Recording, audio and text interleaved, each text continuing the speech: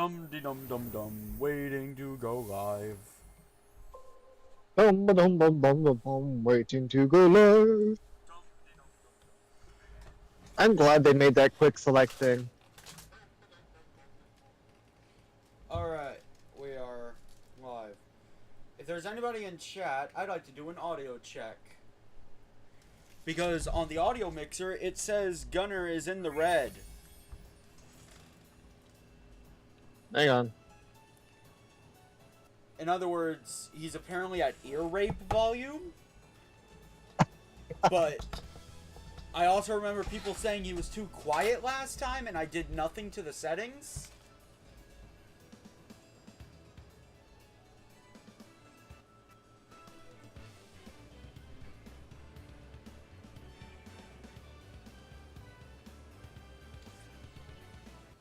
Okay. Testing, testing. So yeah, no, this project is not dead. And I'm going to explain what happened for the last, like, month, I think? Yeah, you might want to turn me down a little bit. I can barely hear you, and I can hear myself way too loud. I'm like double your volume. Let's try that.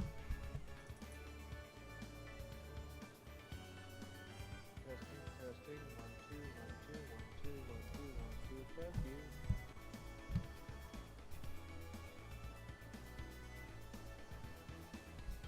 Raise it up just a bit because I can't even hear myself now. Alright, let's try that. Hang on, I'm waiting for the string to catch up. We just started. There shouldn't be that much delay.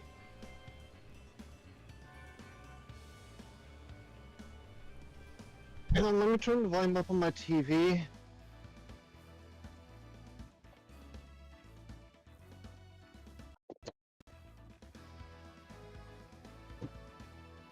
Hello, Maggie Evie. Good timing. Audio check. Is one of us too quiet?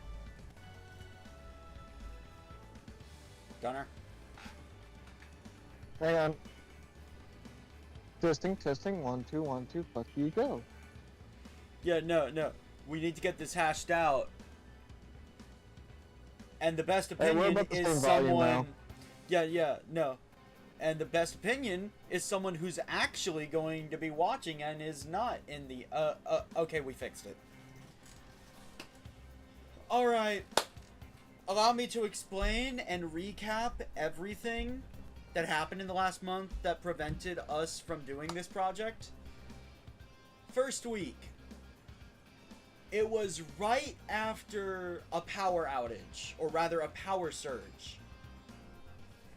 And my data for this game got corrupted. I managed to recover it. Don't worry. We're good. But then the next week, honestly, Gunner got sick with an ear infection. Oh wait, no, that was last week. The second week, what was it? First week you wanted to chill, second week was the corruption, and then third week I was sick. Oh yeah. The third week, well, last week was a combo attack. Not only was Gunner sick, OBS also crashed my computer that day. So I had to scan for viruses. Thankfully, I'm good. Everything's good. We all good here. Yeah, and the week before that was because of the corruption. Why did we miss the first week again? You want to do a chill stream? Yeah. I think the chill stream... No, wait. No. Power outage? The chill stream was because of the... was because of the corruption. Okay, so it was the power outage, the corruption, which turned it into a chill stream, and then I was sick. the first week was because I just wanted to take a break from Spyro. Oh, because it's a hard platformer in general. Matter of perspective, really. Well, it was hard for me. Anyway, so last time we beat the game. Okay, look, I'm gonna be blunt. Don't expect like a 7-hour stream today.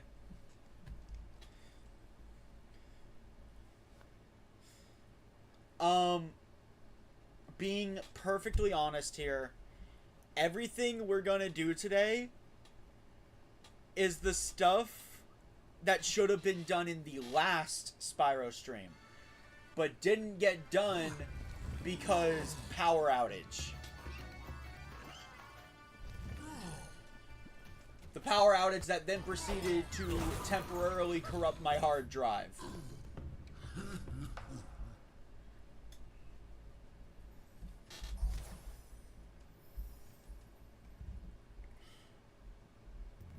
With that being said, how are you guys doing?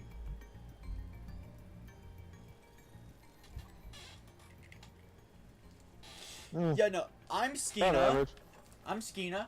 Joining me today is my friend Gunner, also known as Tactical Berserker.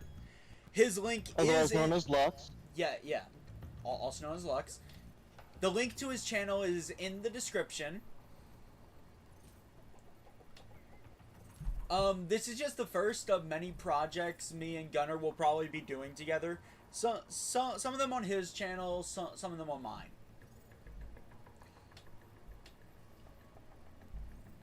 I do know as a way of compensating for mine never having played Pokemon Coliseum and that I can't play it on stream blind, he wants to do like a playthrough of Coliseum and have me and Sonic there to help him voice stuff. Mostly, which one of you two does a better Fawful voice? Fawful? Yeah. Give me a line. Think you're a mayor of a city. No, like I'm gonna do Fawful from Mario and Luigi. You said Fawful. Yeah, it's been a while since I played the game, so I can't remember the mayor's line. Today you will taste the mustard of your doom. That's how I always imagined Fawful sounded. That works. And then we need a Kingdom Hearts 1 anthem.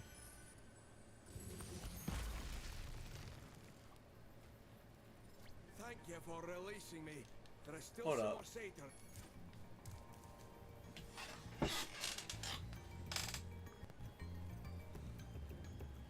Anyone could pull off him saying darkness. No, I mean, he has like regular voice lines. But there's like, literally, if you look at the guy in the game, it's literally Anthem from Kingdom Hearts 1. Kingdom Hearts, fill me with the power of darkness. But you gotta go deeper. Anthem had like a really deep voice. I've got a deeper voice than Sonic. Fair enough.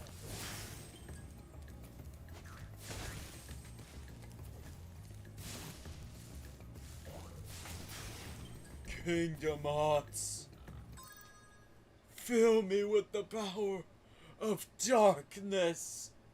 Yes, Mega Eevee, we will, but we're playing Spyro 2 right now. We're just finishing what we couldn't finish last stream. I'm just gonna say right now, we will not be playing Spyro 3 today, as truthfully, Gunner, I think we should get a fresh start on that. Do you agree on that? Yeah. as much as I want to see you play it for the first time, with as much as you need to get done, we're probably not going to have time to finish the first world Yeah, no, like in stream.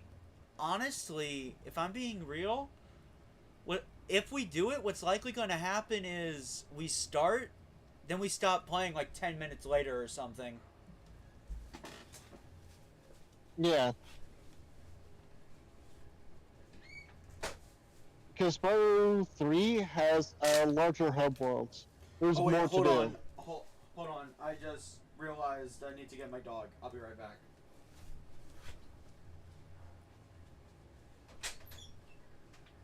Right?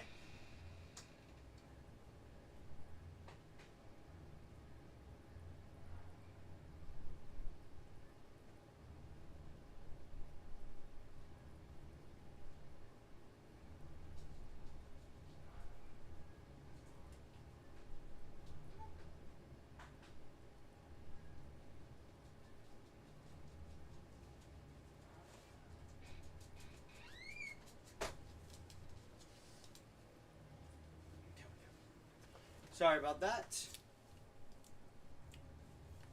Okay, alright. This is just a starter build for Axia, but it's so broken. I have perpetual invisibility, and I'm just killing everything in my vicinity with infinite energy. Gunner, keep a couple things in mind. First off, Oraxia was just introduced. You likely have not tapped into her true potential yet, because she's new. And it's probably gonna get nerfed soon. That too. Like, there's probably tons of dirty little secrets of Araxias that nobody knows. Anyway, Fracture Hills. I'm missing gems and a spear. It's gonna be a supercharged challenge where you have to follow a path and break through gates. I just realized I have to do the...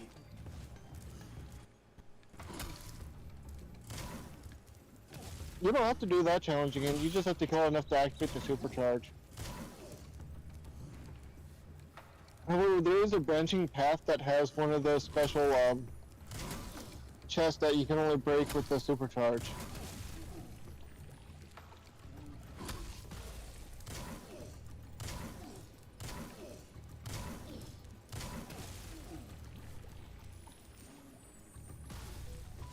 Am I audible? Oh, okay, it was just quiet for a few moments, that's all. Yeah. Alright,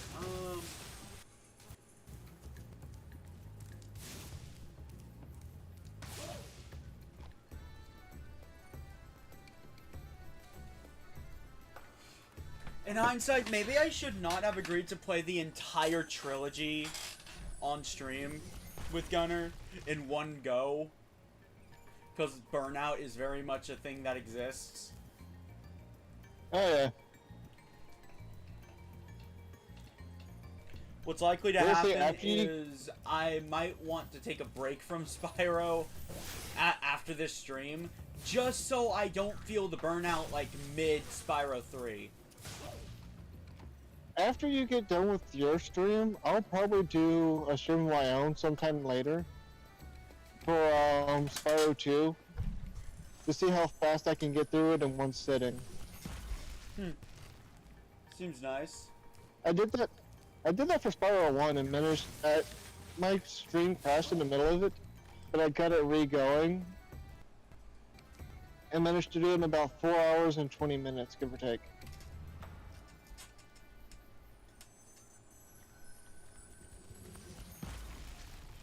It's great.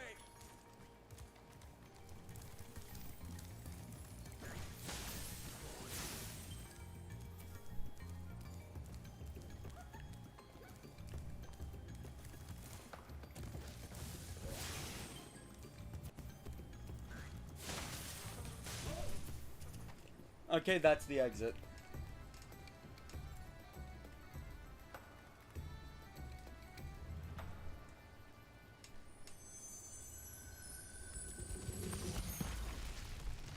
Now that you have rescued all...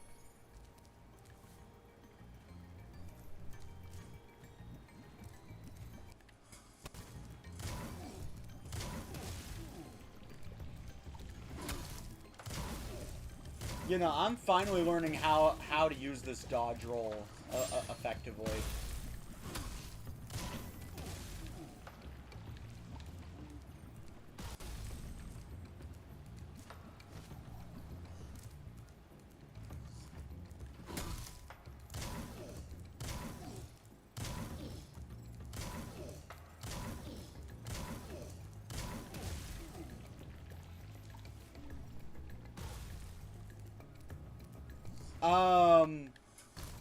No comment, MegEvie.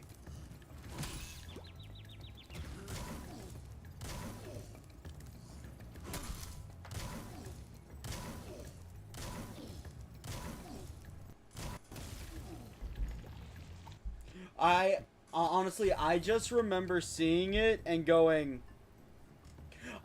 I just remember seeing it and my mind immediately going. Did I take too much night medicine?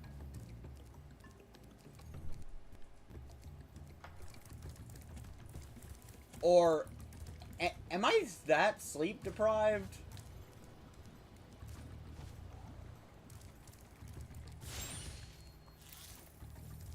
Gunnar, you there? Yeah, sorry.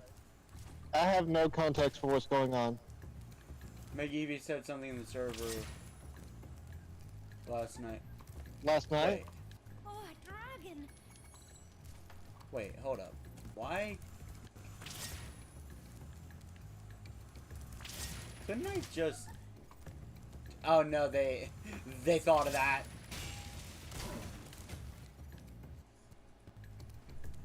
You launch them farther, but it doesn't do as much damage.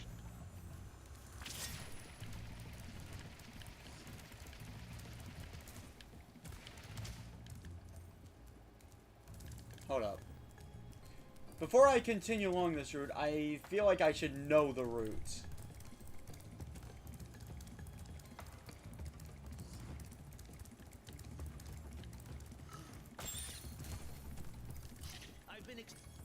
Great. No, I genuinely do not care about you.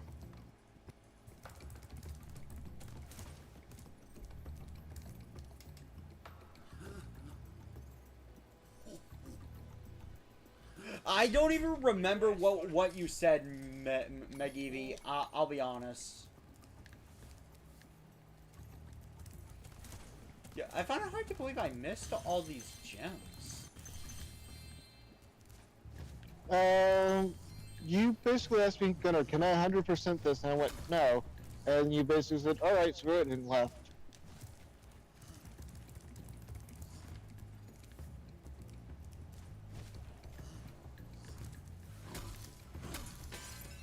That does sound... See, I personally don't like it.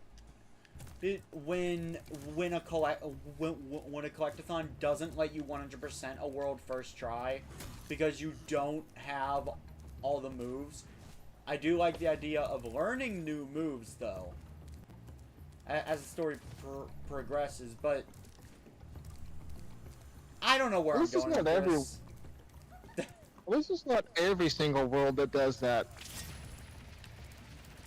Yeah, no, I don't know where I'm going with it. I basically want it both ways.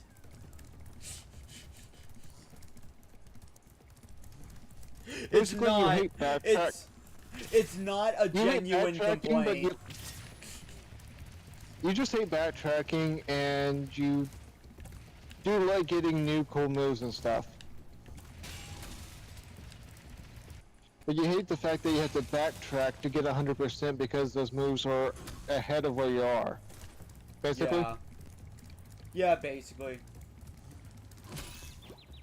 As a rookie game designer, I do actually agree with putting goodies in the beginner worlds that you just can't get to yet, because it gives the player something to come back to.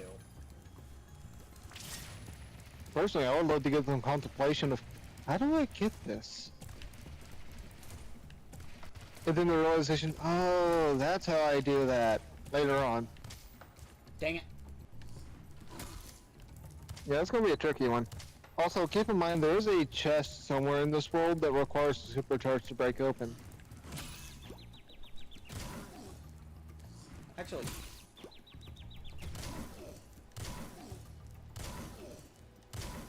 I'm glad Evie's in the chat because I don't have access to a keyboard to type in the command.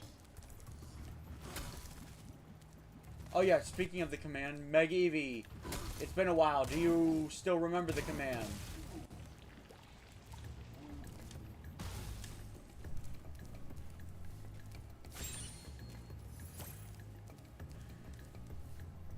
Do you remember how to get rid of the command?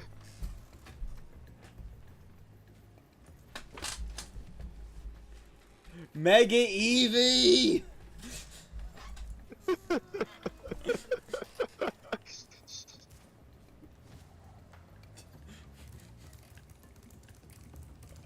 You know what? It No, made a you funny hop- stream moment, so I can't be mad. Yeah, no, they basically reduce your jump height to nothing in that section. Probably to keep you from cheesing the puzzle. That's the way in all in this one. Okay, you have to use I'm a gonna ramp to be... get any real height. Yeah, no, I'm going to be honest. I made the Spyro command when I was lazy with the commands. I do actually want to, like, fix all the commands.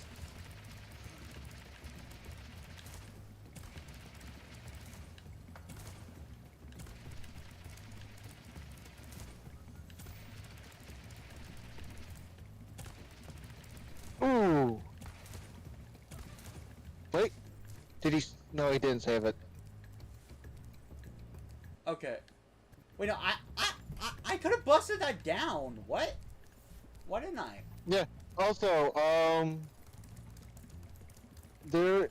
Keep an eye out for a small little door in one of the bottom areas. That's the treasure chest that's locked behind a thing. Yeah, no, I didn't, Meg Evie. I made the Spyro command when I was, like, stupid lazy with my streaming. So next time he dies, just don't do anything and it'll fix itself. Honestly, yeah, like, it's Spyro. I'm gonna die eventually.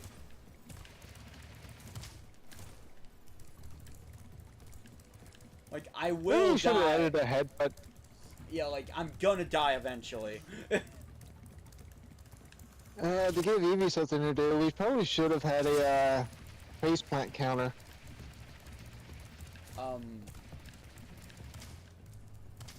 I'm good.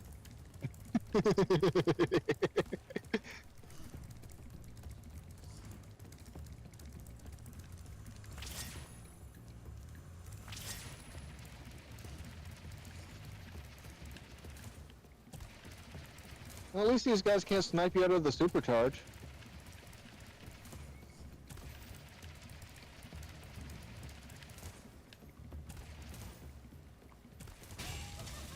Oh, thank God. Oh, you missed her, what she was saying.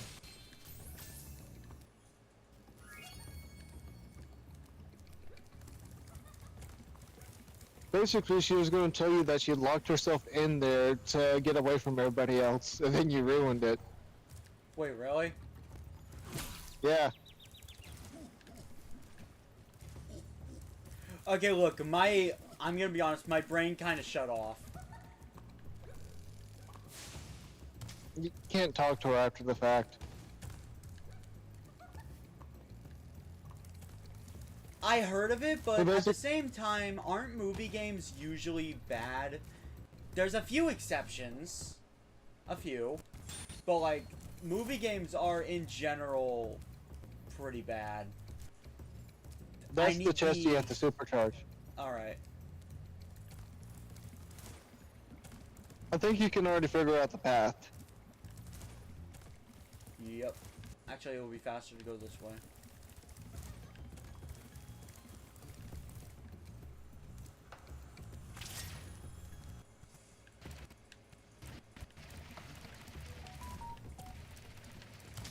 Are you? Oh, when you go through the supercharge, it actually lags the stream for a couple of seconds on Discord.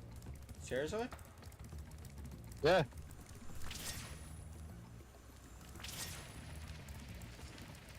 Or maybe it was just that couple of times. Who knows? It just got jumpy for a couple of seconds when you went through the thing.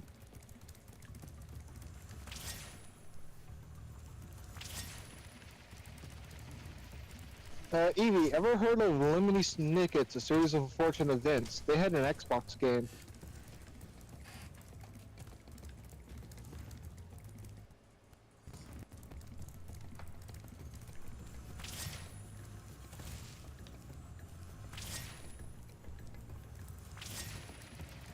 Man, I'm excited for that PC you sent me while at the same time being terrified. Oh, because Elden Ring. Which I still don't have.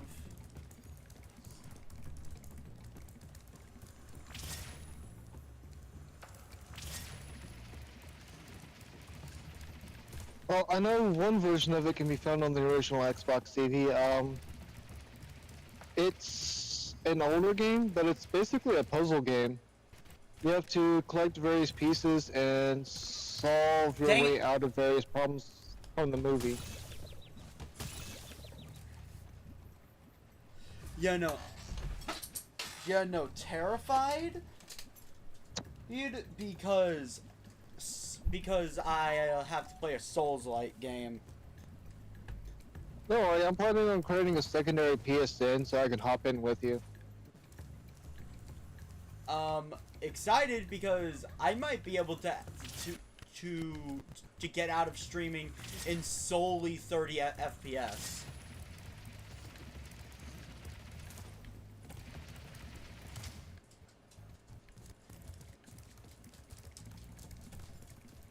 That actually can come down to your internet. I think I lowered the FPS on my streams because of my internet as well.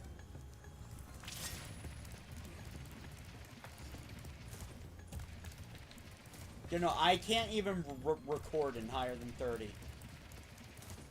Oh, okay, yeah, no, that's a different story.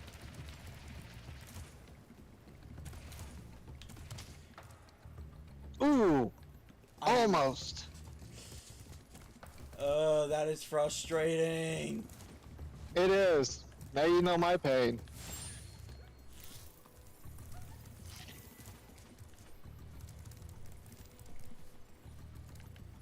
Why are you going that way?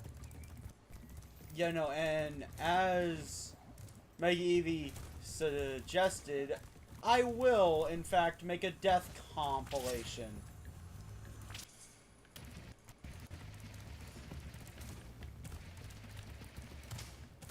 Well, like I said, I'll troll you the first encounter, and then I'll offer advice when you come back to claim your runes. Just a question. When I make the death counter and overlay for that, should I expect the deaths to be in the thousands?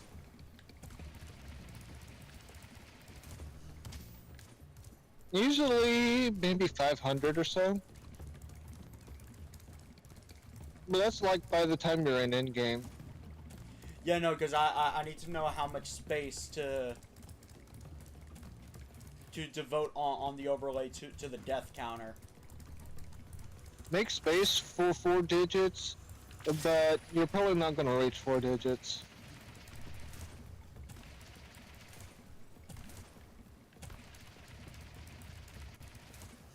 To be fair, if you're not getting ganked by a group, most of your deaths are going to be from gravity. There. And you're still missing a few. Yeah, no, I'm Good boy, missing Sparks. gems.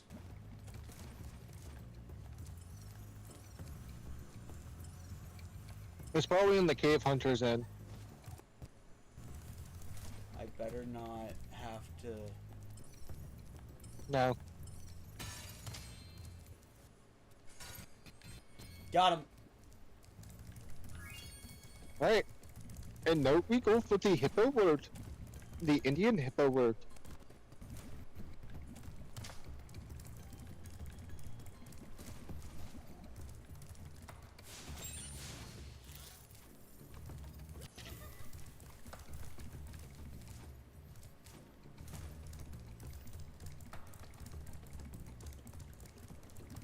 Yeah, Skinner, I know a lot of cheese in the game, but I only send you towards exploits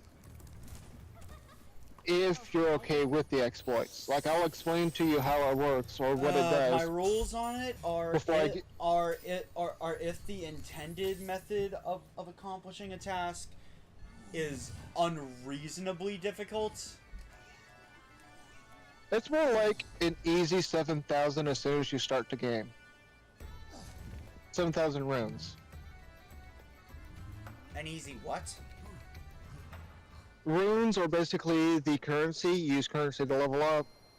But basically, an easy 7,000 at the start of the game from killing one enemy.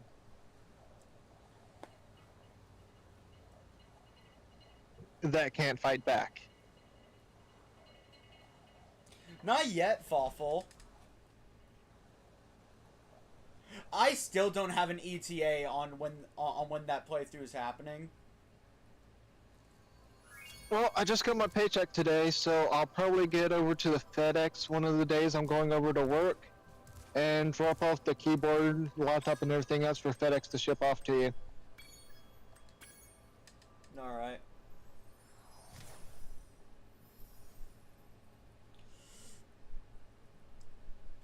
And once I get a tracking number from that, I'll send it to you via DM. Alright.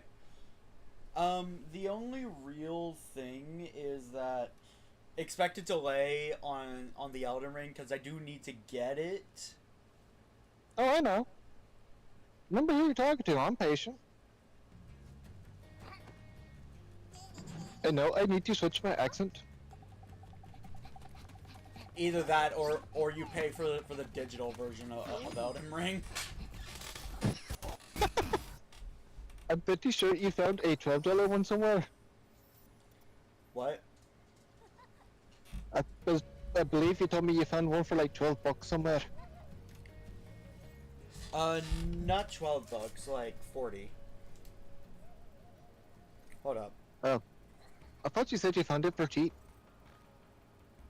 Cheap by full game price standards. Fair enough. Walmart and Amazon selling it for 30.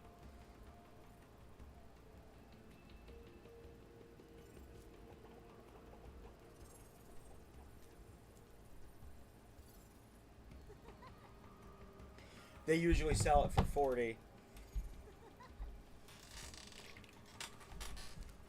Fair enough. But no, the exploits I'm talking about, like in Dark Souls 1, there's a spot where you can just chunk firebombs over a railing and kill a boss without having to enter the arena. That kind of exploit. You need to refine what your definition of exploit is.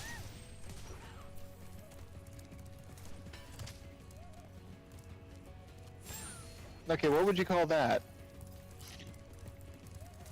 A trick. Okay, by your standards, is a trick.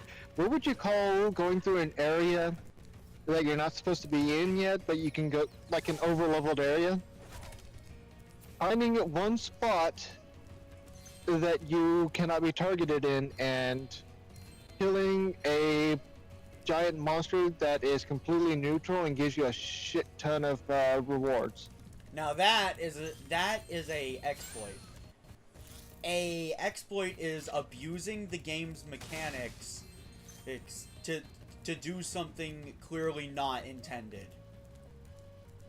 I mean, you're not in an area you're not supposed to be, but knowing the path to get there requires a bit of trial and error. Okay, so a specific spot in the room where enemies just don't attack you, that sounds like an exploit. It's not that they don't attack you, you're just out of aggro range of everything in the vicinity. Basically, there's a spot. Now, if I were to say go in that area and defeat them all while moving around and not taking advantage of that one sweet spot, then that'd just be good gameplay.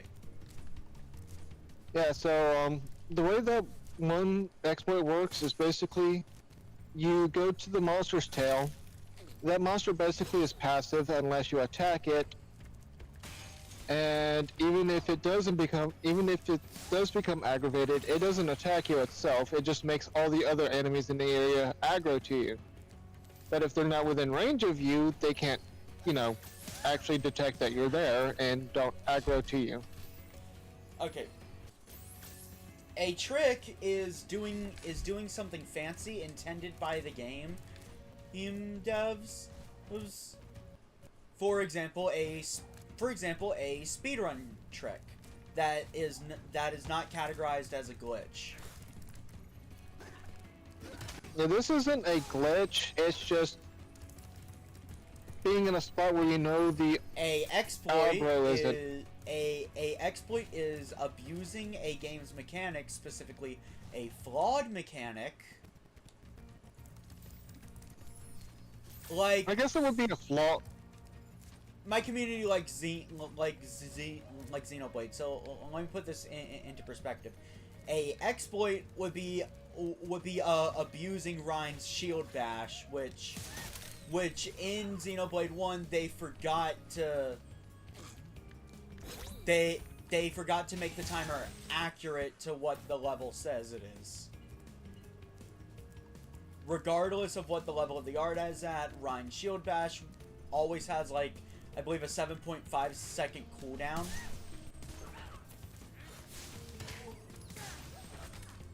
Okay, I see what you're saying. Yeah, that would be a exploit. While a trick would be for Shulk using the combo of Stream Edge, Monado Cyclone, and Shaker Edge to perform the full fighter combo with one person. It does, like, it's not a exploit because it doesn't abuse the game's systems. It is something that you could legitimately do without it, breaking the game. So, then I do know one true exploit in the game that hasn't been patched yet.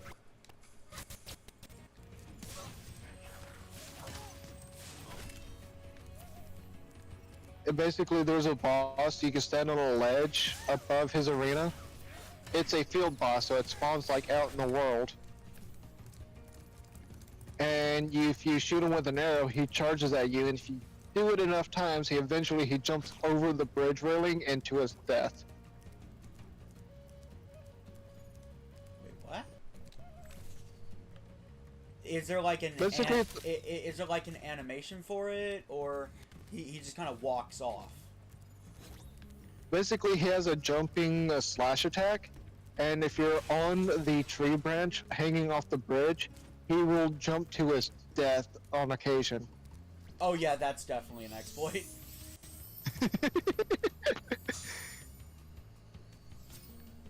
They patched one of the boss arenas to have an invisible wall for the bosses. You can still be knocked off the ledge, but the bosses will no longer jump off the ledge themselves. Alright, you want to look down. Oh, you never did get that, did you? Not what I was intending, but there is another area over there.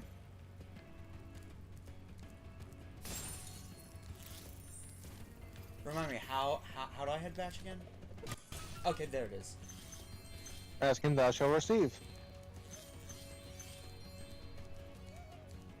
Yeah, both of those bosses are in the same little area. And you can use a quest from another NPC to basically warp to that area and basically bypass a lot of the difficulties and actually surviving to reach it. Yeah, that would also be an exploit. It's like abusing the mechanics in a way that could never be rationalized as the developers clearly intended this. Dark Souls and Elden Ring are made in a way is like, oh yeah, go ahead and do this if you can.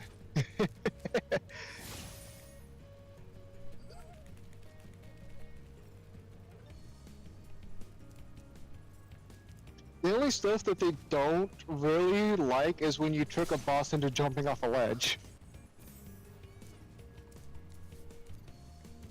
Basically, when you find a cheesy way of doing it. Like, The if good, you the like find a good way kind of to, exploits are the ones that are not cheesy and require you to, Yeah, actually still be good at the game.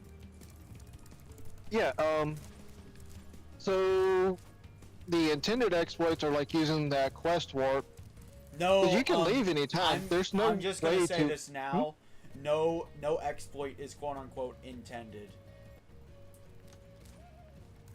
I mean, they haven't done anything to stop you, so Yeah. they're notorious for nerfing and rebalancing See, stuff.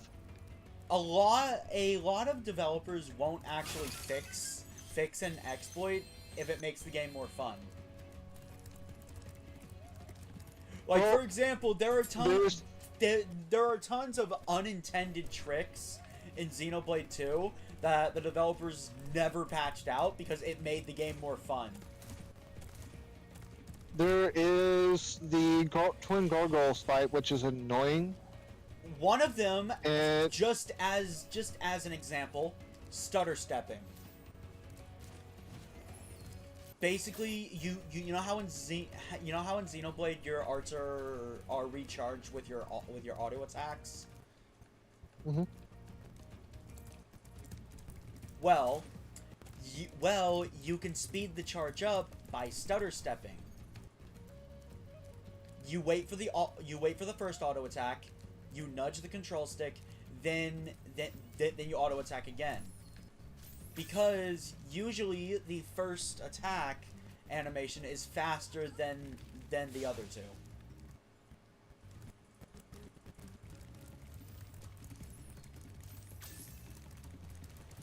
oh, these are the genie lamp ones. This is for an orb.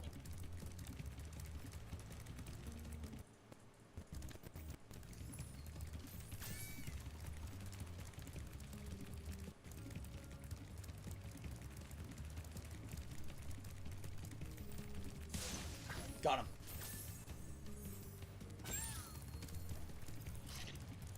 So when it comes to From Software, I won't tell you how to make your build, but I will tell you what you need for a build you have in mind. Yeah, Like, that's basically kind of the explaining best how thing, it would work. And if I ever guide you through a game where there's a build, I won't tell you how to make like the best build. I'm gonna let you come to that decision on your own. Yeah, I will tell you what stats you need to make it more powerful, but I won't tell you specifically to do it. Like, if you want to use magic, I say, well, if you want to make it stronger, level up intelligence. If you want to make it faster, level up dex. We'll see. Truthfully, But I won't tell you what armor well, or anything else to depending do. on what the battle system feels like to me, I'll either focus on like ranged attacks or I'll go for melee and just try to dodge the attacks. Fair enough. To each their own. I actually changed my gameplay with each From Software game.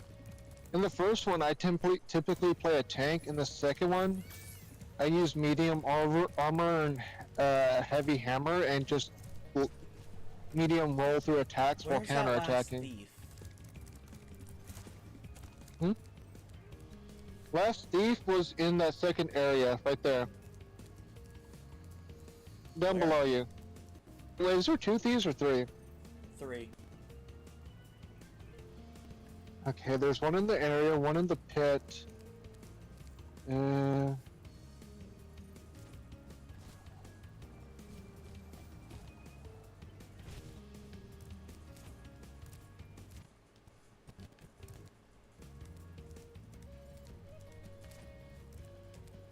You got the one from that one, right? Yeah.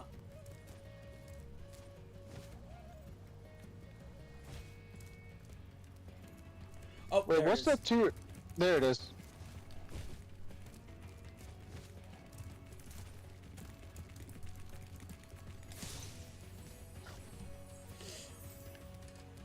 My 8 brothers have been Now you trapped have to in make a rock, wish and from the I simply genie. Can't break them free. Head bash. Follow me.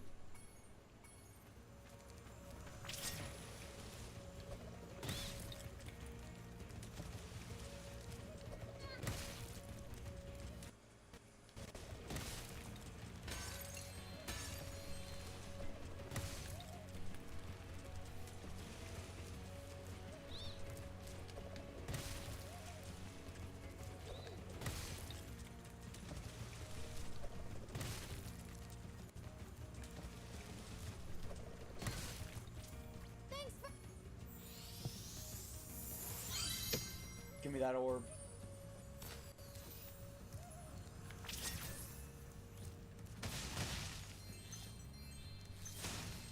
Yeah, most of the time I'm probably gonna be telling you where to find cool stuff in the Elden Ring videos. Like, oh, by the way, if you go to this direction, there's a cool sword buried beneath this thing. Like stuff like that. Oh, you already got all the gems. Nice. Okay, now you probably need to turn in the Thanks for.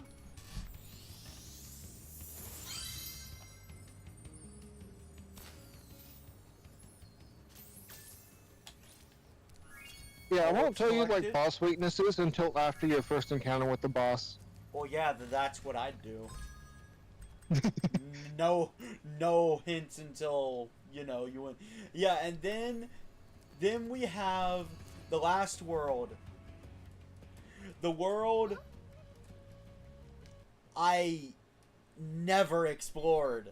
Cause I just already had the orbs to fight Ripto.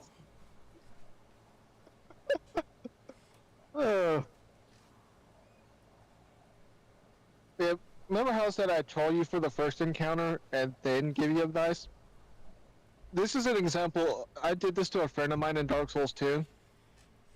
There's the Giant King boss fight where you basically go back in time to fight him. And if you're not aware of what's going to happen, there is a giant statue that breaks and then the head rolls across the battlefield and kills you if you're not standing off to the side. So all the way as my friend is basically approaching that boss fight, it's like, oh yeah, just keep your head on your shoulders. You're gonna rock this fight. We're gonna get rocked. Just keep it rolling, rolling, rolling. Okay, so little thing, if anybody wants, if there's any YouTubers or streamers in my audience that wish to have me guide them through something, I will not troll you the first time, but here's the thing. If my first hint is stupidly direct, don't trust it. I'm telling you lies.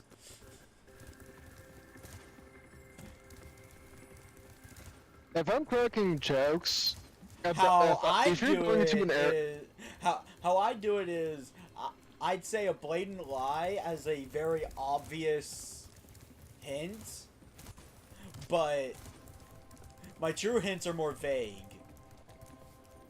I'm probably not going to troll you for most encounters. Yeah, usually in the form of puns.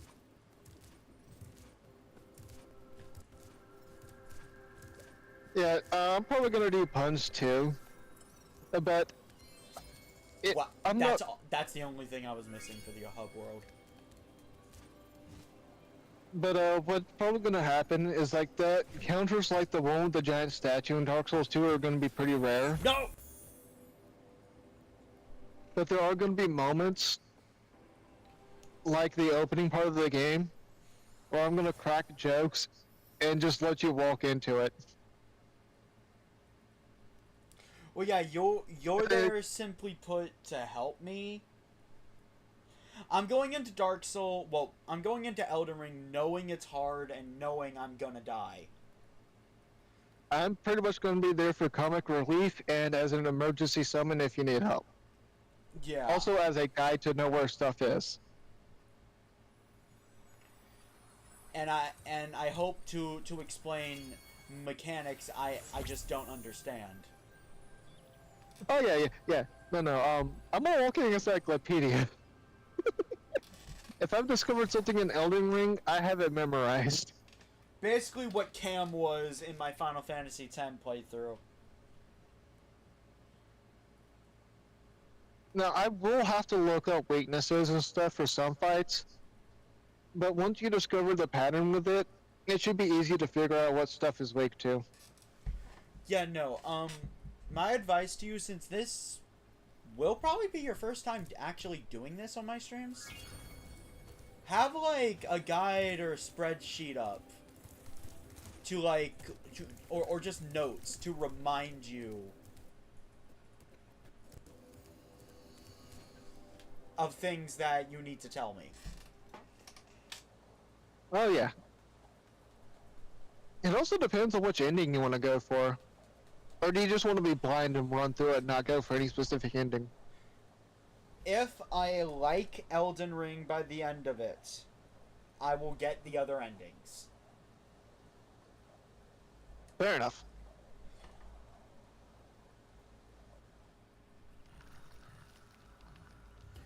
That is only if I happen to like Elden Ring. Keep in mind, to get the other endings, you have to either go through New Game Plus, or you have to start an entire new game.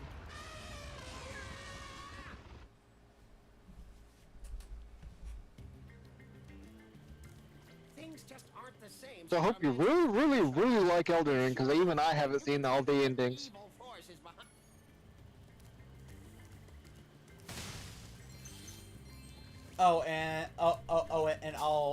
And I'll also drag Cam with me,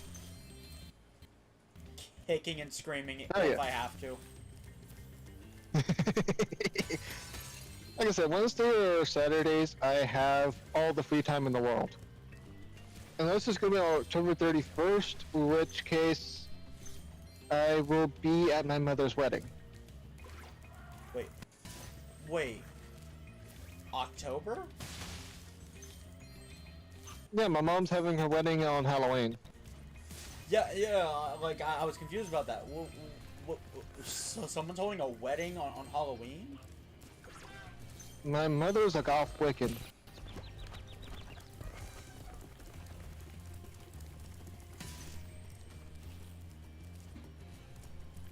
That actually makes sense now.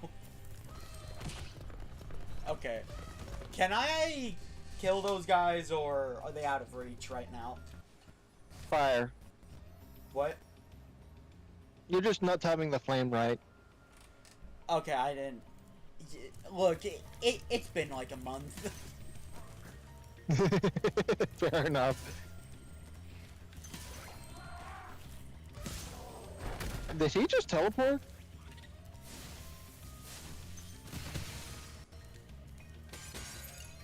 Skinner, you did see that, right? No.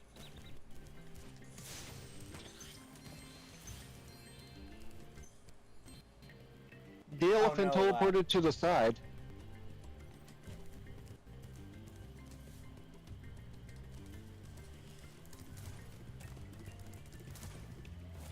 What's nice is that there's not much bandwidth today.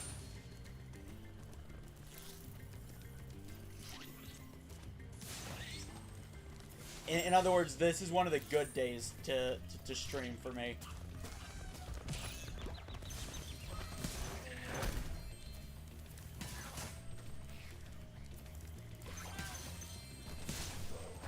So, Skinner, remember what I told you about the themes in the different worlds?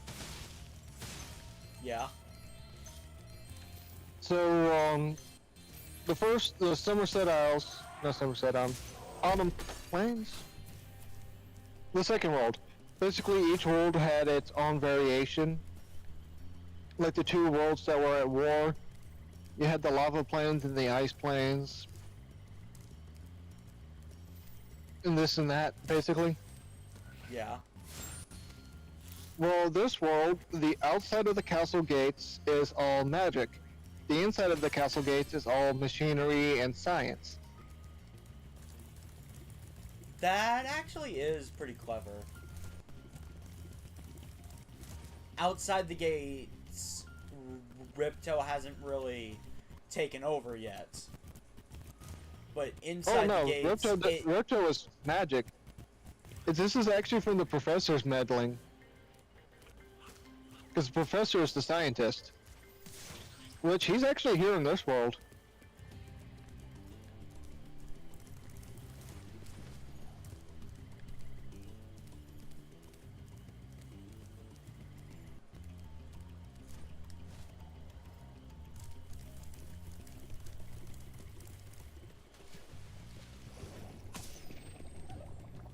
But as far as I know, outside of some of the monsters that have spawned, Ripto actually hasn't had much interference in the worlds themselves, oh. other than just taking over the castle. I would imagine the final world would like show Ripto off as more of a villain. He's just an asshole that's basically just bent on taking over the place. Actually, it's never explained that I've seen that he's actually responsible for the monsters in the worlds. He just takes over the castle, and your job is just kicking him back out.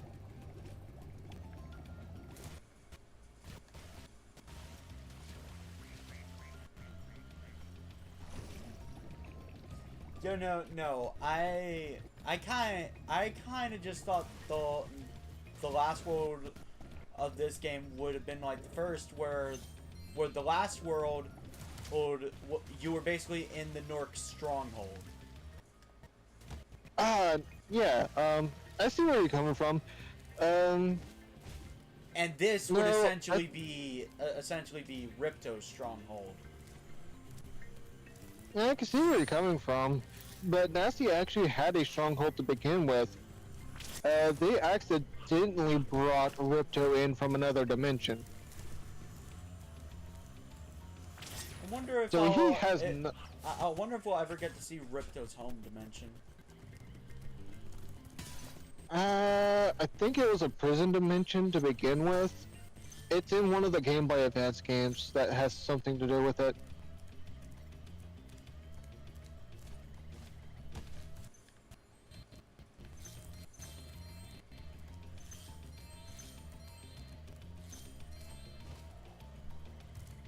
But I also remember it being a volcano. It's some kind of volcanic dimension. Basically, I think he was in hell to begin with. Well, 'Cause there's a okay, comment so the thing is, there are multiple forms of hell. Everybody's personal hell is technically different. Fair enough. But there's a comment in one of the games where Ripto is talking to one of his minions. He's like, "Remember how I pulled you out of that volcano?" Enter the Dragon. Or something like that. Maybe when I get the new PC, I'll be able to stream GameCube games via Dolphin.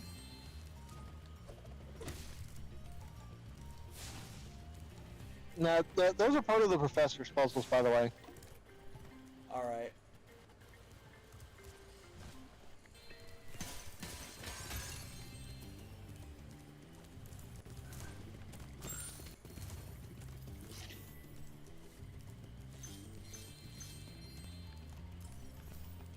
I actually haven't 100%ed Enter the Dragonfly.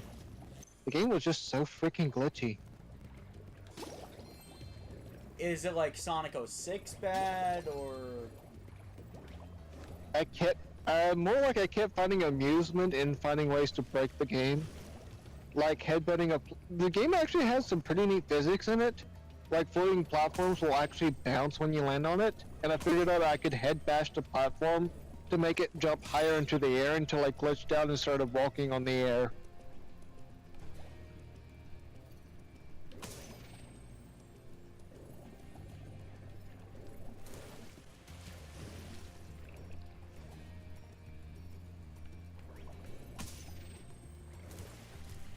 I think there's like multiple ways you can end up breaking the game by accident. There's like Sonic 06 where you roll around on a platform and end up falling into the sky. You know, apparently speedrunning Sonic 06 is really fun because of the glitches and just the chaos. Yeah, if you want to just stick around and have some fun, Enter the Dragonfly is a great way to just play around with glitches in Spyro.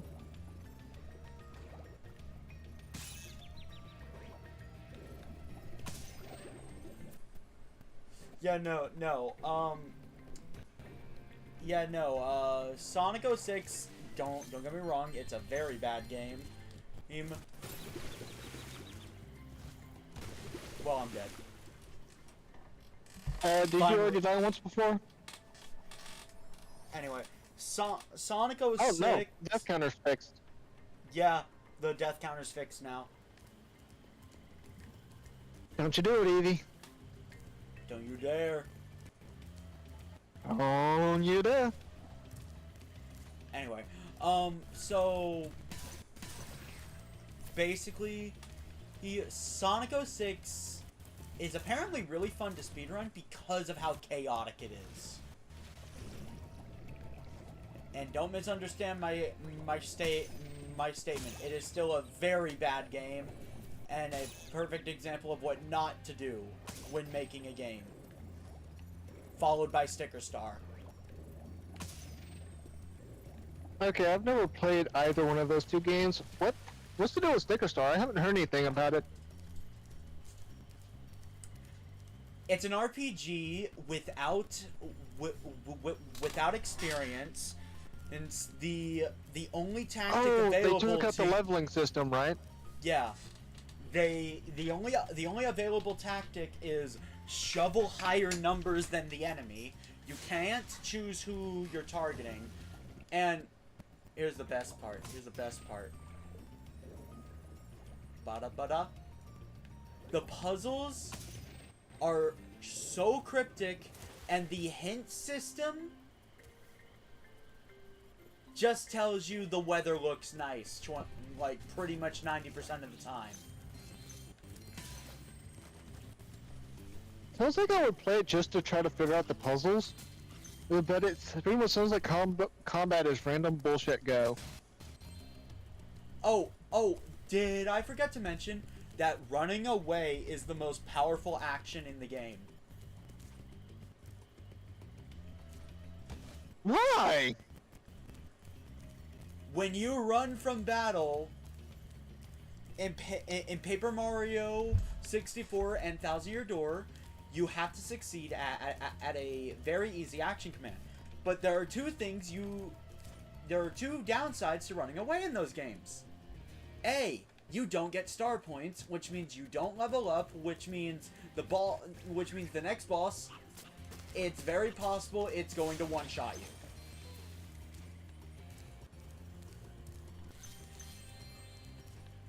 Two, when running, you lose coins. And coins are not that plentiful. Mm-hmm.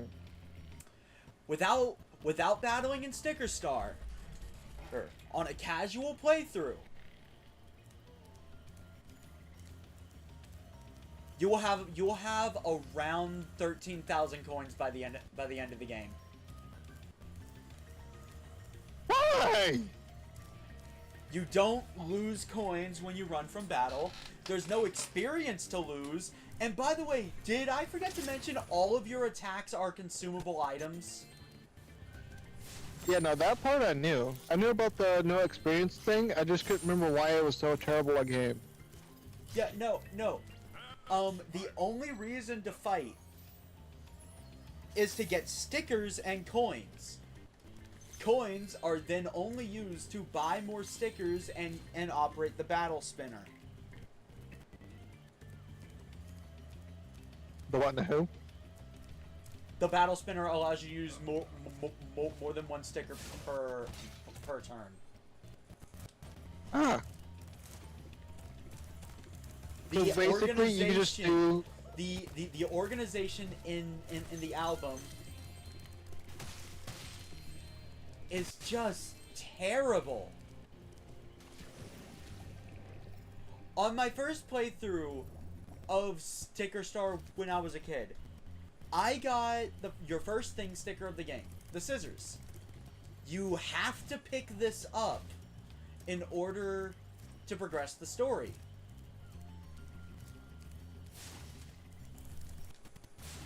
So, how do you think they handle inventory space in regards to that?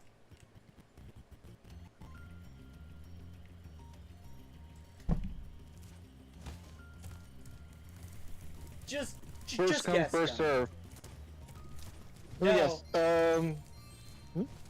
So, the scissors thing sticker requires 4 sticker slots to have it in your inventory. I had 4 available slots, but because the organization system only thinks in rows, when I use the auto sort button, the game acted like I didn't have enough space. Oh my god.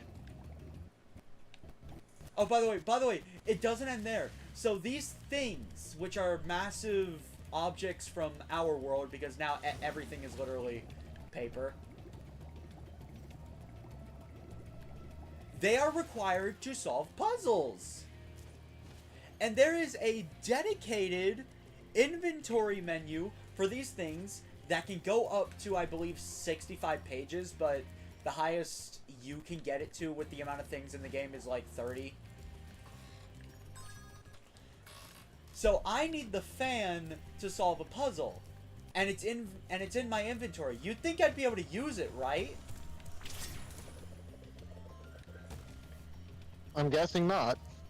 No, you have to go to Toad Town, paperize it, turn the fan into a sticker, which wastes more space in your album. And you don't even get to use it in battle.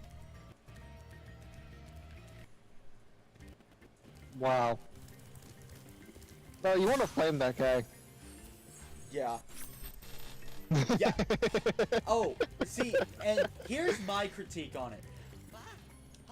I can fully understand having to paperize things to use them in battle. Yet I 100% understand that, because thing stickers are basically screen nukes. You use them and the battle ends. You wouldn't want the player to have, like, 99 of them, right? But why can you not solve puzzles when you have the thing in your inventory and not the album?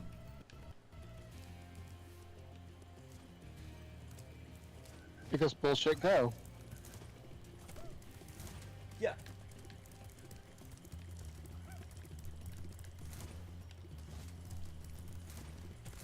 And I haven't even talked about the story yet.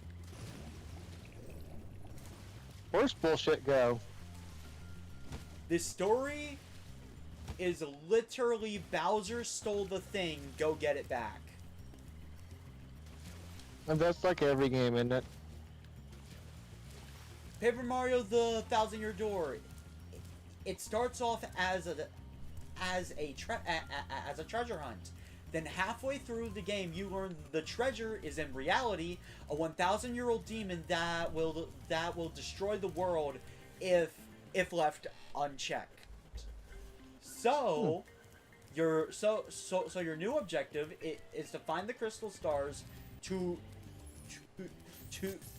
kill the demon before the 1,000-year door seal breaks and the world is destroyed. Super Paper Mario: The Apocalypse. I'm not even kidding. all of reality will end if Mario does not succeed, and this is made abundantly clear and is drilled in Chapter 6, where you go to a world that is on the verge of extinction. And then... Is that the one where you just say no, and then the world ends? And then the world gets erased. Halfway through it.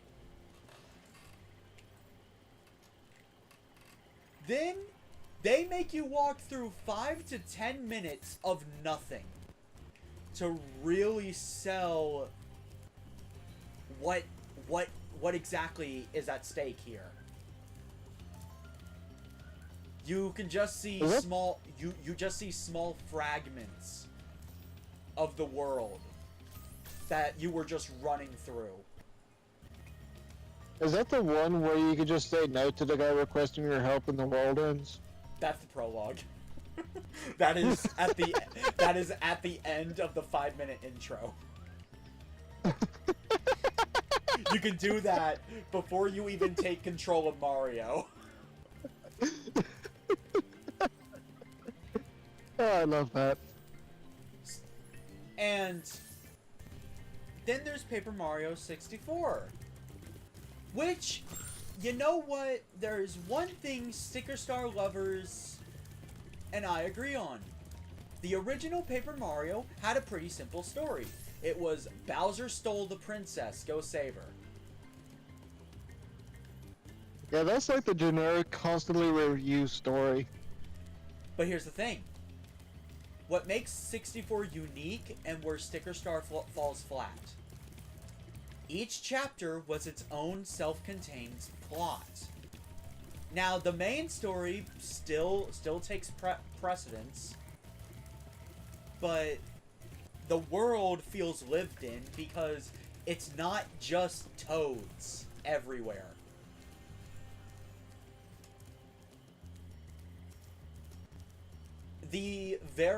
And this was actually the first Mario game to do this, but in the prologue of 64, you wake up in a Goomba village. Mario players by this point would be trained to, you know, slaughter Goombas on sight. Because they're the enemy. But no, these Goombas are friendly.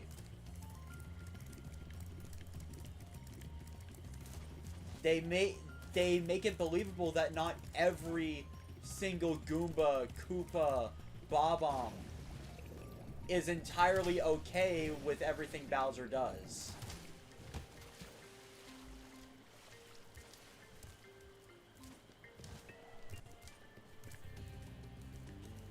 And then, what makes 64's story better than Sticker Star's? First off, not every NPC is a toad.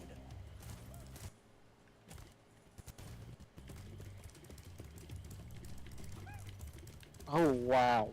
I cannot stress this. Understood I just understood understood the implications of that. Every NPC in Sticker Star is a toad.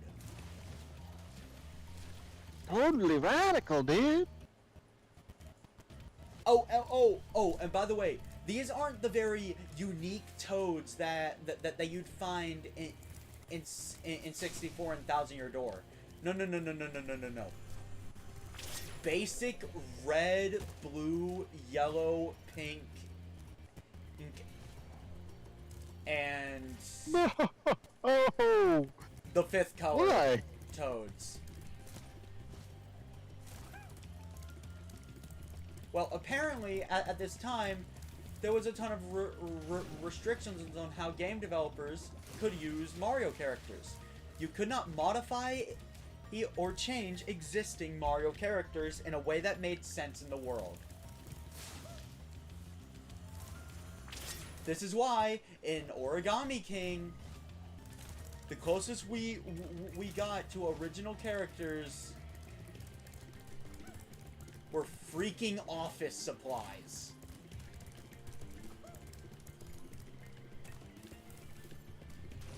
Okay, I need to stop doing that. Becoming angry? Ranting? Hello, Adam Gamer. Welcome to the stream. I'm ranting about Sticker Star.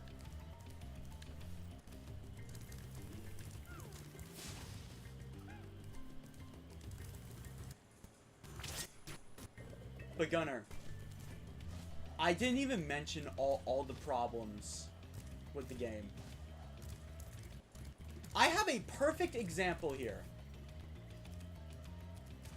There is a puzzle that requires the bowling ball, and it's fairly simple to simple to solve. All right.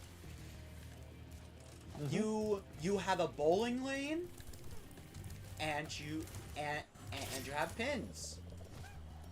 So it's pretty obvious you need the bowling ball, right? Right. When you first encounter this room,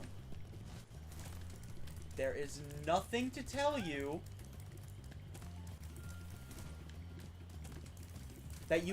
that you cannot do the puzzle yet.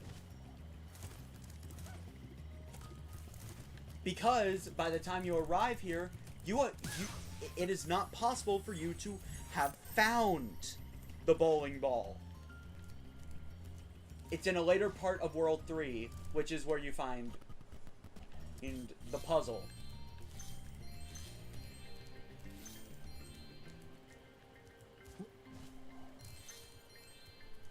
Now, that doesn't seem egregious to you, right, Gunner? Because, like, it's pretty obvious that you need the bowling ball. You can't find the bowling ball.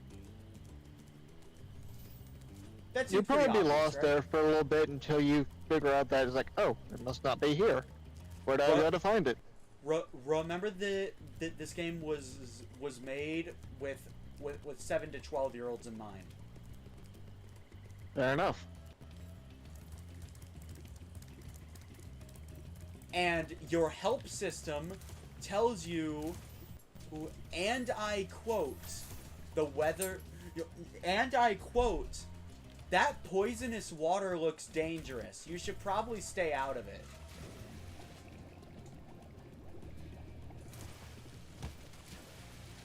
That's the hint? Yes.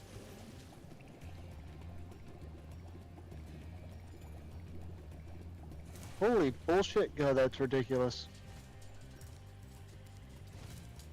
That's all the hint you get. How I would have worded it is just say, this looks interesting. Hey Mario, maybe we should come back later. Like, if they had just said... No, that's too obvious. Yeah, no, but here's the thing. If you are not capable of solving the puzzle, the hint system should just say flat out, come back later.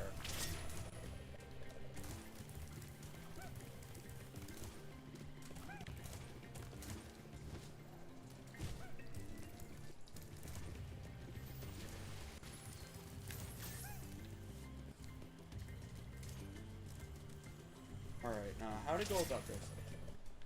Anyway, my rant is over. I hope you enjoy the stream, Adam.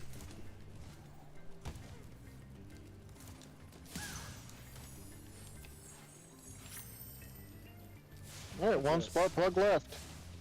That's part of another puzzle. Okay.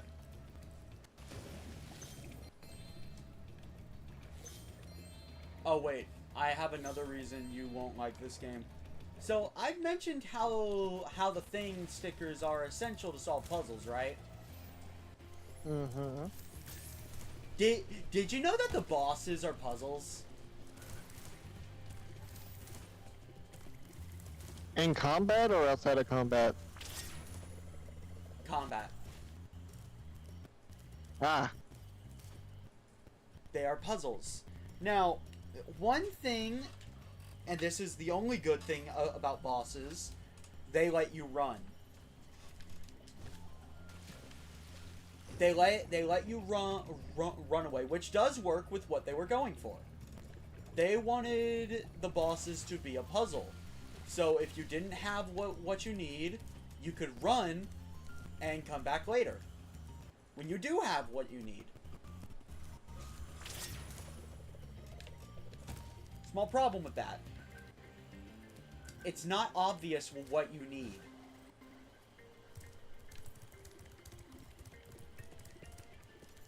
So, before you even go into the fight, what do you think you should prepare for a giant Goomba? For a giant Goomba. What do you think? What do you think you should bring? Physical damage resistance. A hammer. Stuff to do a lot of damage really quick. Oh, sorry about that, champ. Every single attack does 1 damage to bosses. Oh my. No. You're Why? wrong. You're wrong. What you should have done is brought the scissors and the fan and stall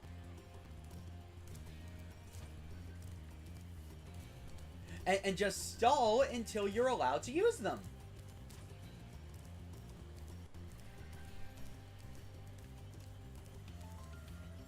Oh. Gunner, here's the best part. You wanna know the absolute best part of it all? What? Your companion character, Kirsty, yells at you if you don't do it the way the developers intended. Wait, so you can do it outside of the way the developers intended, but she'll scream at you. Yep. Do you still get the win? Yep. There are some cases where when I was trying desperately to love Sticker Star because I loved the previous Paper Mario games,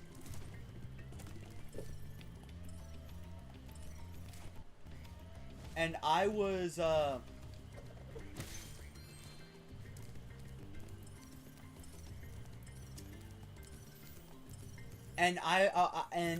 was replaying the game to see, well, maybe it's fun to fight them without the thing stickers. So I fought the first boss, and I sat through a 100 HP snore fest where you just have to perfectly nail action commands 100 times. Easy. I'm sorry, 100 times perfectly timed action commands. Yes.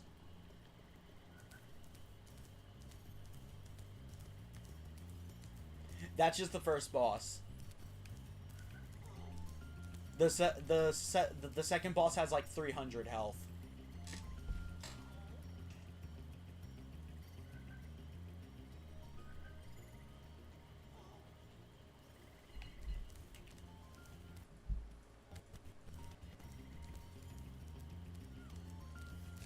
My, do I need that pencil back. Here's another egg. Why? Anyway, as I was saying, so what Spyro, well, not Spyro, what Kirsty then did is say, well, I mean, we beat him, but don't you think there would have been a better way?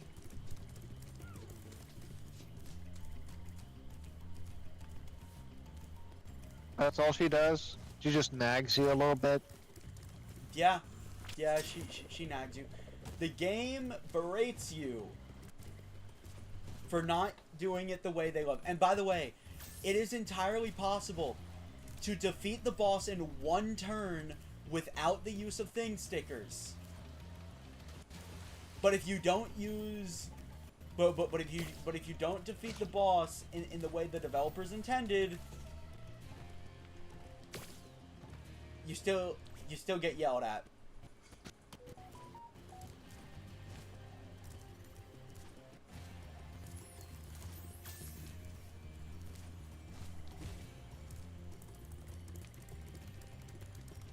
That's stupid.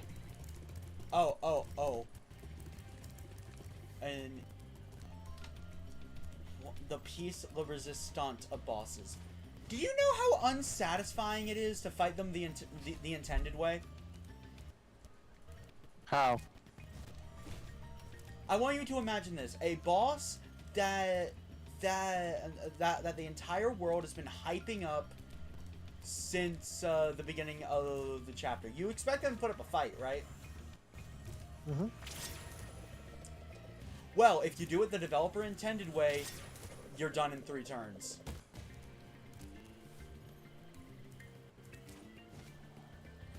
Seriously.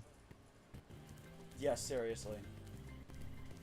So either you are playing through these absolute snore fests, chipping away hundreds of HP, 1 HP at a time, or you leave not feeling satisfied because you killed the boss in 1 hit.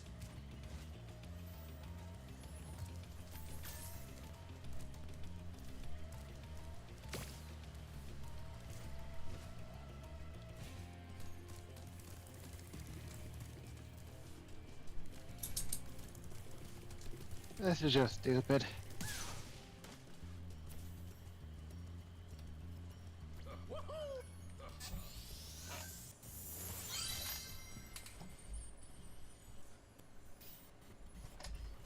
Oh, and by the way, then there's the writing. Oh Lord, the writing. Is it on the walls? So, bad story and gameplay, but if the characters are really funny, that can salvage an experience, right? Mm-hmm. The entire game, I guess Kirsty is just nagging, complaining, and yelling at Mario, being sassy with no redeeming qualities.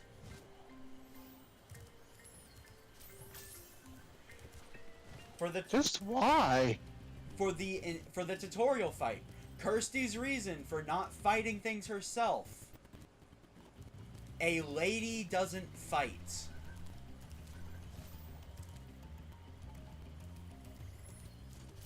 Where's her neck? I want to break it. Excuse me, what? Would you like to say that again? Except with every girl that has fought by Mario's side for basically 0 reason at all.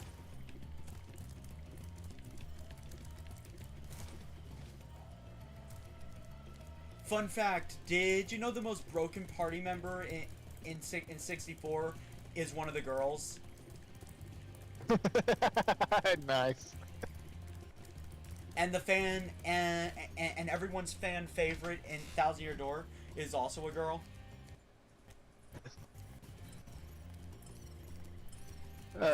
Nice. And your main companion in Super Paper Mario, which by the way, everybody loves the main companion in Super. Also a girl.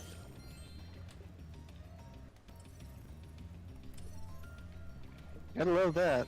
Now, granted, Tippy doesn't fight, but she lets you know straight from the get-go she can't really fight, and it's pretty obvious because she's just a butterfly. But she also proves her worth in being the main tattler of the game.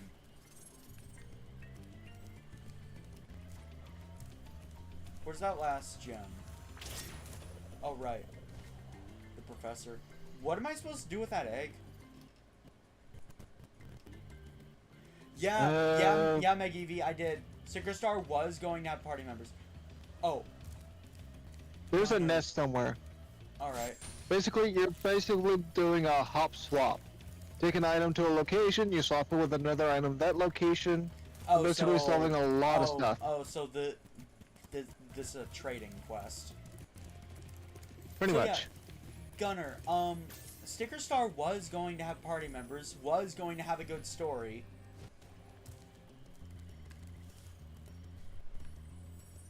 And everybody loves to point at Miyamoto for ruining Paper Mario because of a comment he said. See, Super Paper Mario really didn't sell that well.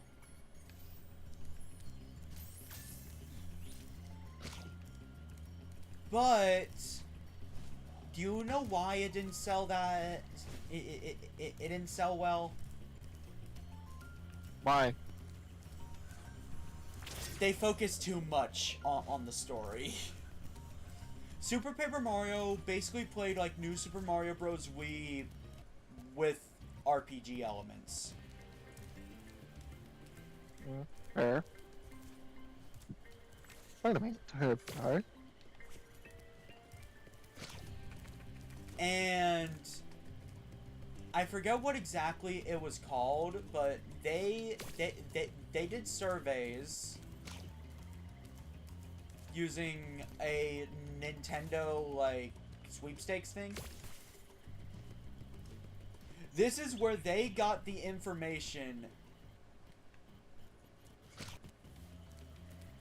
that the story was the problem in Super Paper It wasn't the Mario. whole problem. But here's the thing. Here's the thing about that. Actually playing the game was not required to participate in these surveys.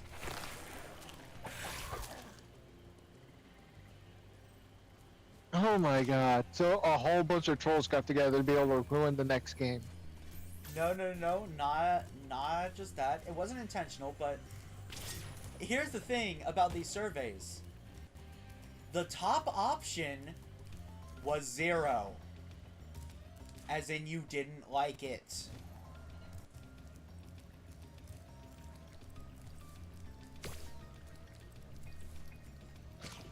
So these surveys were heavily weighted towards people just spamming one button, trying to get free stuff the fastest.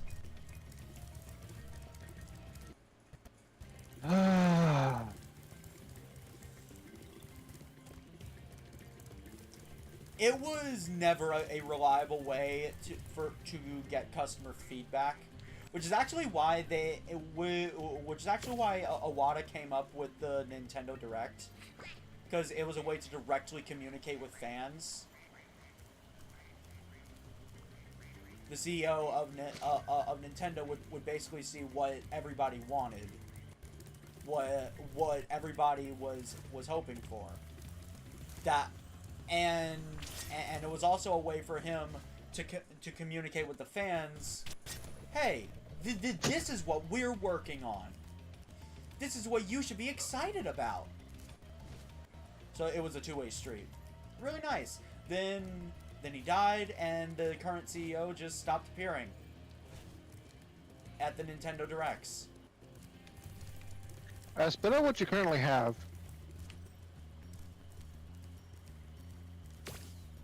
Some kind of fruit. Or a turnip. Cauldron. Yeah, that was where I was going. Okay, I didn't know which one you were on. Oh yeah, and Gunner, they said we ditched the story because it's what the fans wanted. I mean, survey says. When it's really not. A coin? What they should have done is say, hey, we're working on the next Paper Mario game. What'd you guys not like about the last one? And then distributed rewards to people after the fact. Like, not even advertised their rewards. Just like, hey, we want your feedback on the last one. Yeah. Fans really jumped all over yeah, that. I do think game companies should have things like that to collect customer feedback. So they can learn Instead of offering a reward. Yeah. Yeah, no, like, mainly to learn what the fans just didn't like about the last game. Because they say, we're listening to the fans, but you can't hear the hundreds upon thousands of fans begging you to bring back experience and unique characters.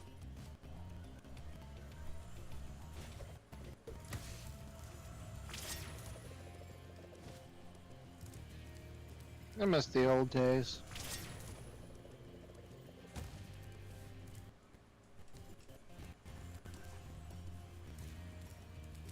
Look, there was a reason everybody freaked out over Thousand Year Door getting a remake. And it wasn't just a basic remake. It was actually a good one that rebalanced several badges that were either too weak or too broken. Fire Drive, What's for your current example, item? yeah, Fire Drive, for example, stupidly powerful in the original. Then they nerfed it. Hammer Throw, very weak in the original, but they buffed it. What's your current item? Oh, coin. Fountain. Oh. I would not have thought of that.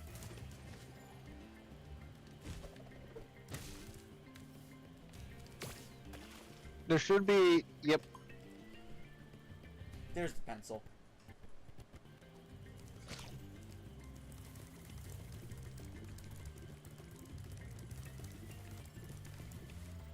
I would say that was a coin, but it was actually one of the Back to the spitters. point. See how there's actually something emitting water now from that center spot that was missing? Yeah. Yeah, you were basically repairing the fountain where it was missing the spigot. Just now go up there and look down.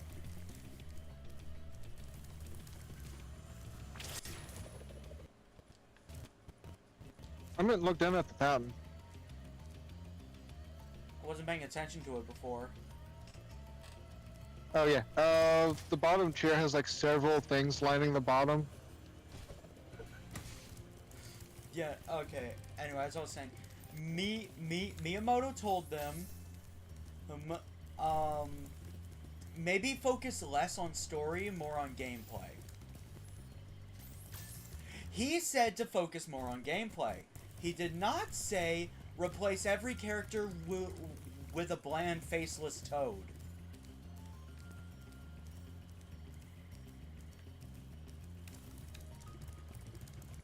Miyamoto, no! And what gets my goat is this. They stated that the combat system is what they were most proud on.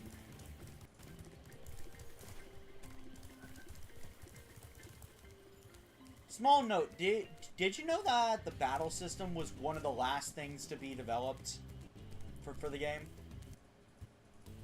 Seriously? Yeah.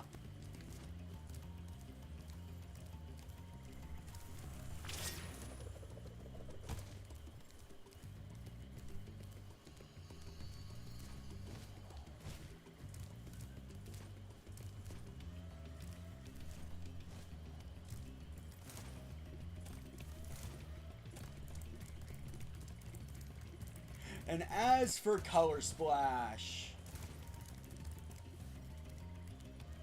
honestly, it's just what Sticker Star could have been.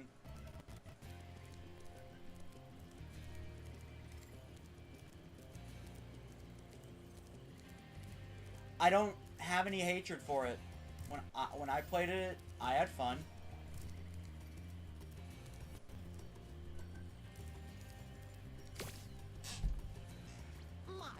A lot of the issues that were wrong with Sticker Star were actually fixed in Color Splash.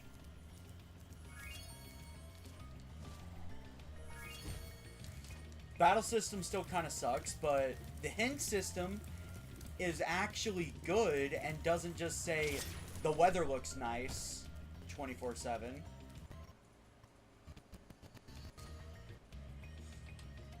The game does a good job at hinting towards which things you're gonna need for each boss fight.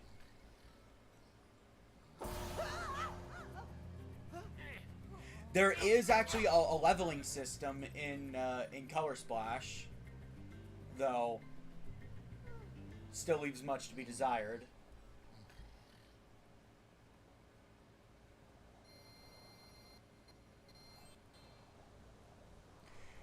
You no longer have to worry about inventory space. So you can just stockpile every single thing in existence and be set for any puzzle.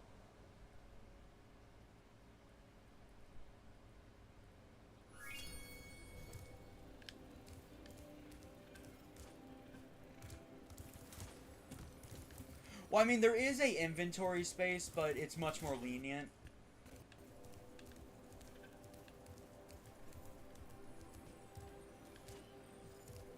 Where are the other worlds? Here's one.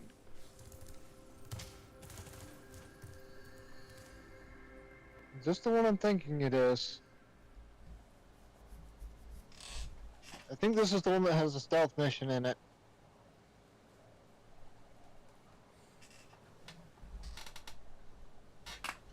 Well, I was ranting about Sticker Star for a long time.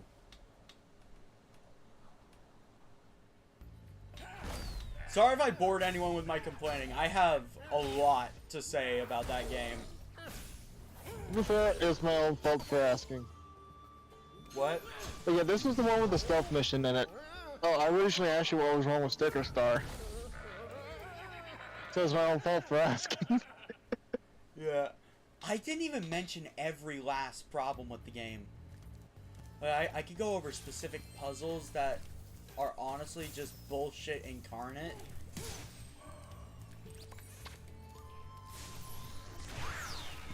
Oh, so those are the good guys.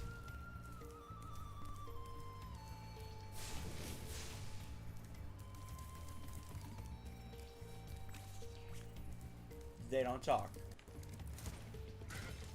You probably could have talked to him first before you started killing stuff. But since you solved the first puzzle, he pretty much shuts up. Okay, so the horns are bad guys here. I thought those were innocent goats or something.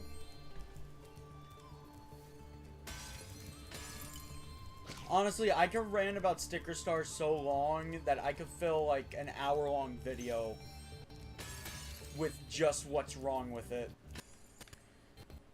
Note to self, don't ask about Sticker Star anymore. Yeah. Wait, hold up. Have I never ranted about Sticker Star in your presence before? Nope. Okay, so literally everybody else in our group knows not to get me started about Sticker Star. Fair enough. And now I know, from first-hand experience.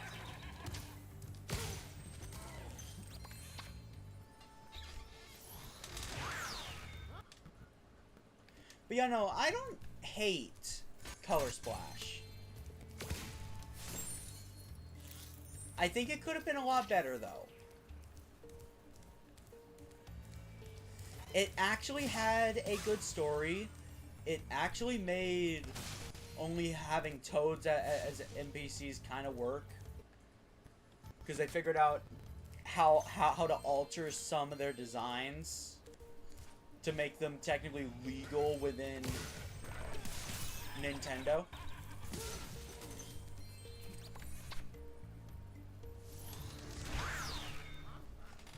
Origami King was also an okay game.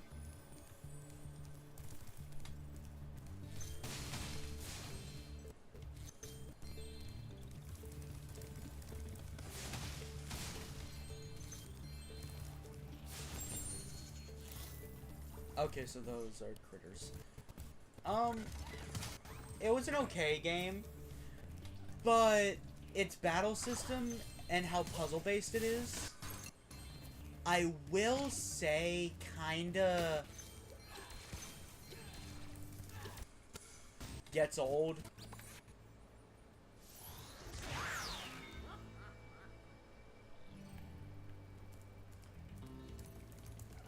Yeah, so Gunner, in Origami King, you'll be, replaying pretty much the exact same puzzle for most of the battles.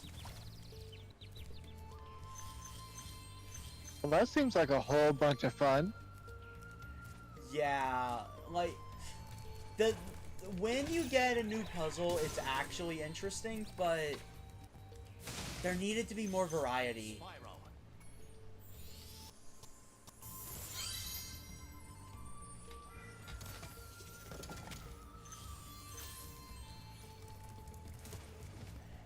it was a step in the right direction, basically. And they made the, Our mystical bell towers have been overrun by... This super freeze power-up will chill out the trolls, but... Okay.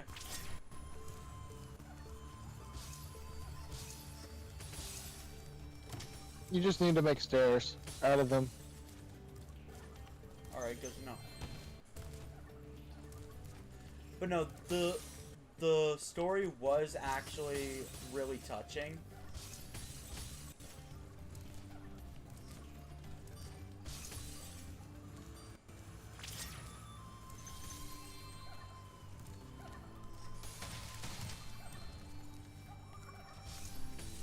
And honestly, the entire game is basically just the struggles the developers have been going through in a nutshell. Because they aren't allowed to do anything unique anymore.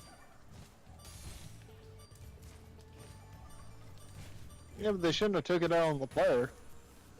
No. The entire plot is that there's this one guy of origami that hates toads because, quote unquote, if you've seen one toad, you've seen them all.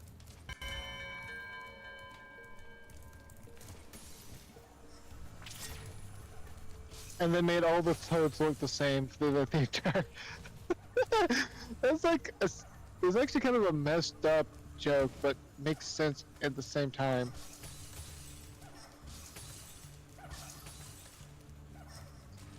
They made it work. Yeah, no.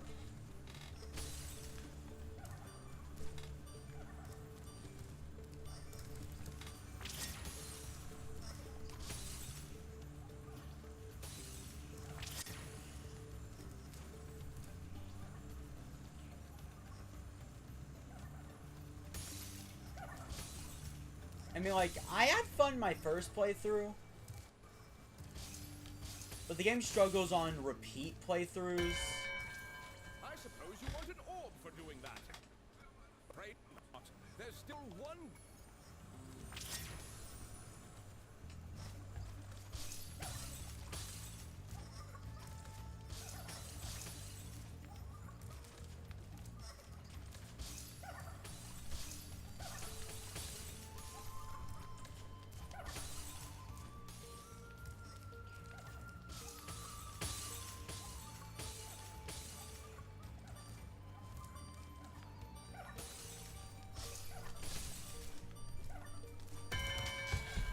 Thanks, Spyro.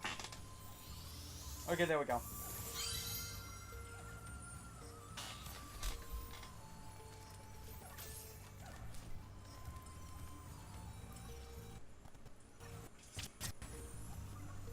Oh, I found an arcane combination that's just brutal. Nice. But no, Gunner, if you ever want to play a Paper Mario game, I'd be down to help you. I've got the Virtual Console one over on the Wii U. But it's the 64 version. 64 is a good game, though I do say after playing it, Thousand Year Door is definitely better. Fair enough. Oh, want to know what I'm testing out right now?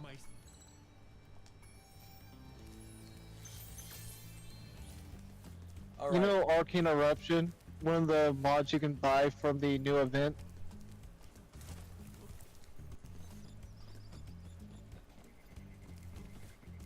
It works with Equilibrium. Which means every time I use my ability, I'm just knocking everything in the entire room straight to the floor. I'm trying to focus on this apparent stealth mission. Oh, you mean that guy.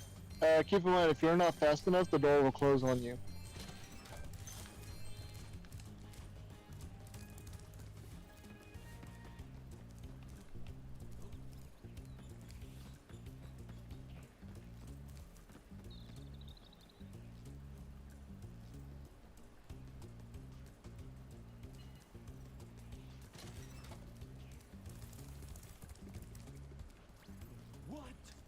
managed to get here without following me?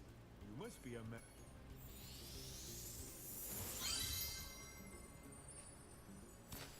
You know, I said I'd stop ranting, but I'm still ranting about Paper Mario. No. But yeah,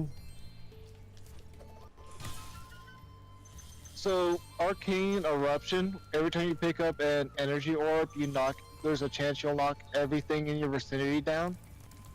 I get it fully upgraded, so I have a 100% chance of knocking every enemy in my vicinity to the floor. But opens them up to ground finishers. Well, that's a death. I thought I saw a whirlwind down there.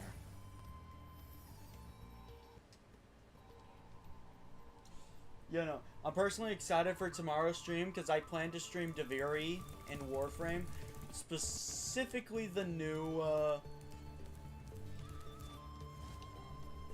The event, right? yeah, the new event. Oh no, this is where I saw it. And you know what? Those of you in my audience that play Warframe, I'd suggest you get on it as well, because there's a lot of really good arcanes to be found there as well.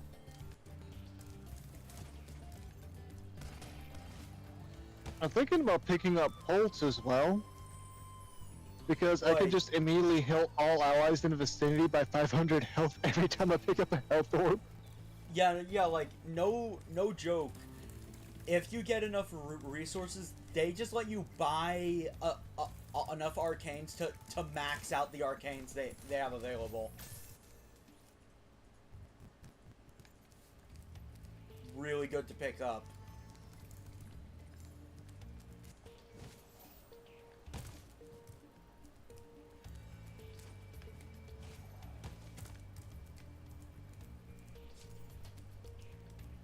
Bop, bop, bop, bop.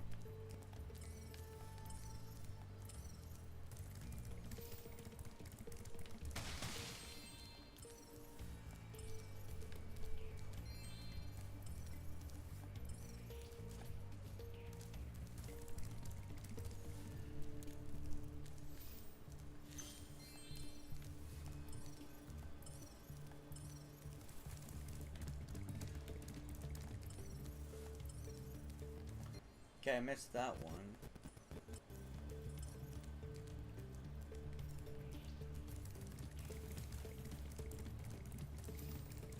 Done, done. Done, done. Everything's quiet.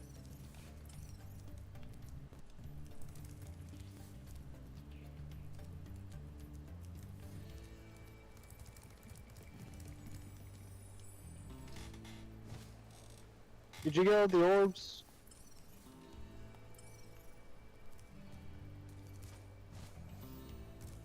Actually, I am thinking that tomorrow I will do a playing with viewers stream.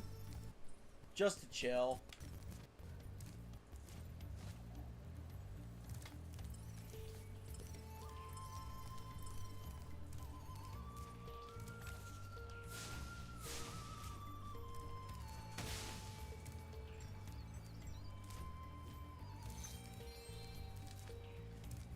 And,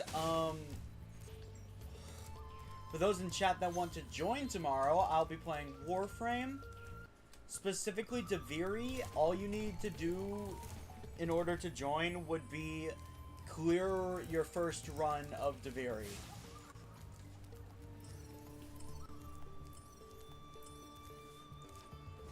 I need something to break that. Oh.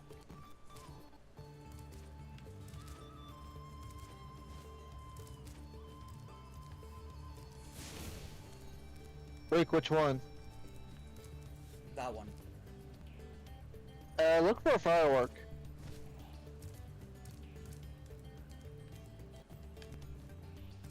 Wait, go back up to the top where you had the,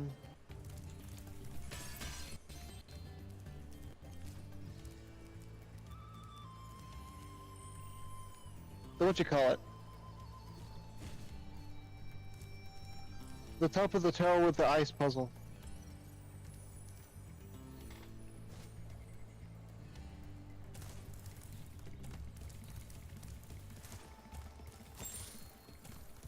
Definitely makes sense that I'd miss one up there.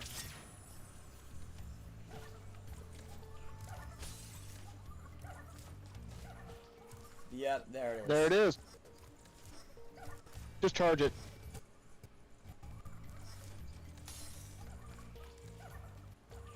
I'm pretty sure if you charge the ice blocks, it frees them.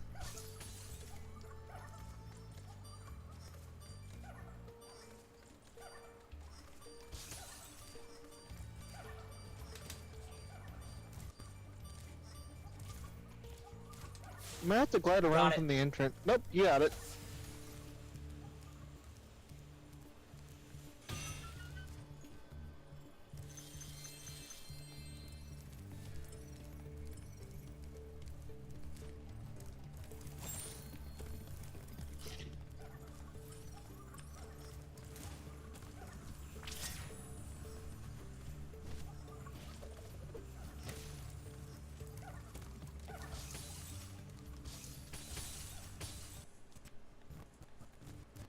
Alright, there we go. Now, which direction? Alright, that's all the gems. And that's the entire level.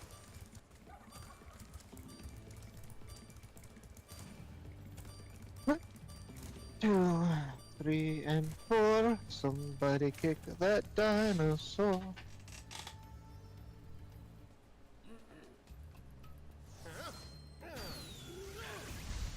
Oh look, dinner. Mmm, yummy. Somebody seems to think so. Just not the same way we are. Oh my god.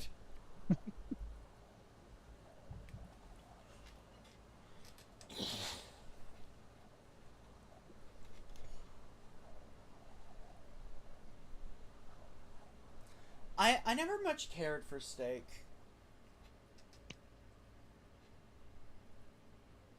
I'm gonna say something extremely controversial that might get me canceled. What? I don't like bacon. I don't like bacon either.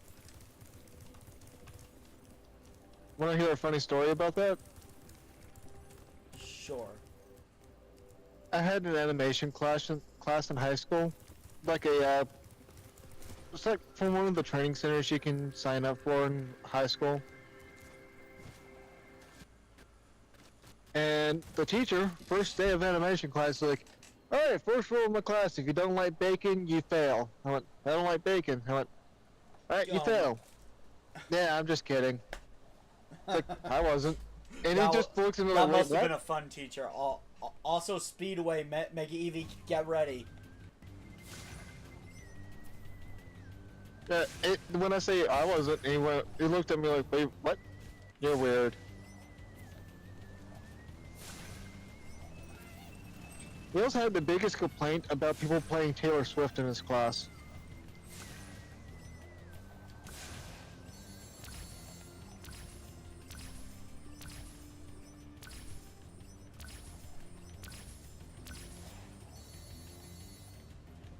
What's through here?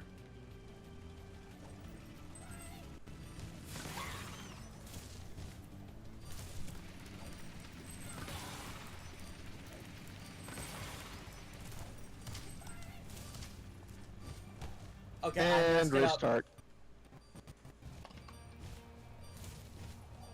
The failure is real. Wow. I think that might have been a winning attempt if I didn't flub it there.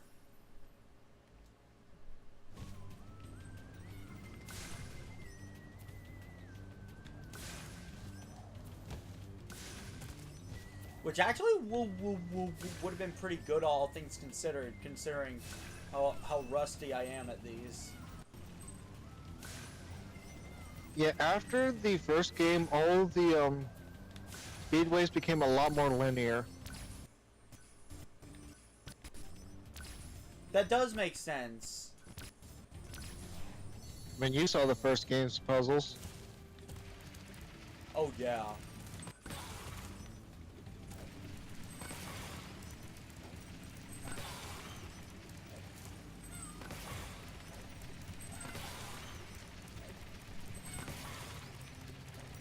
Hey, speaking of puzzles, there are actual puzzles in Elden Ring.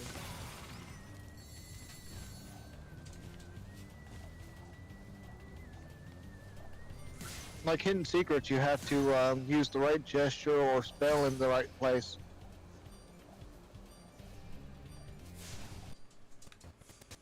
Oh, no, no, no, no. All of it optional.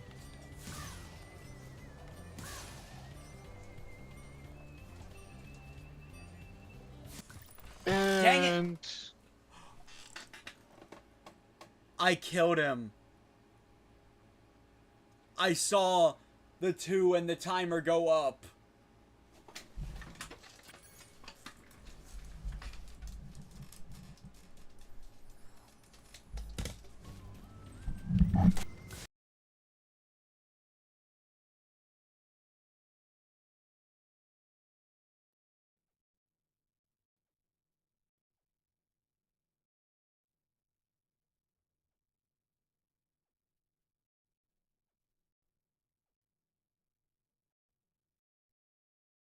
hmm?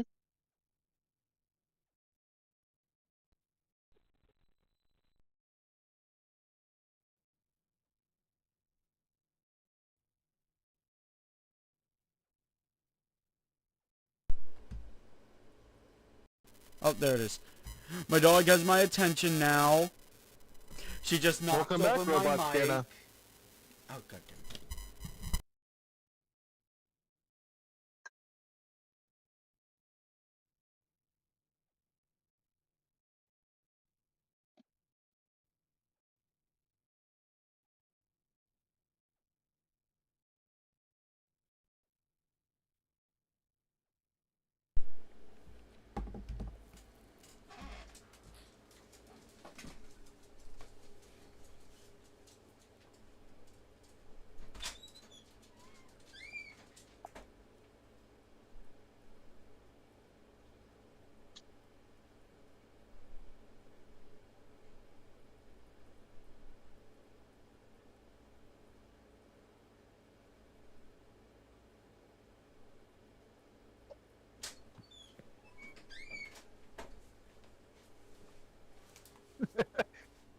Sorry to steal your thunder, Evie.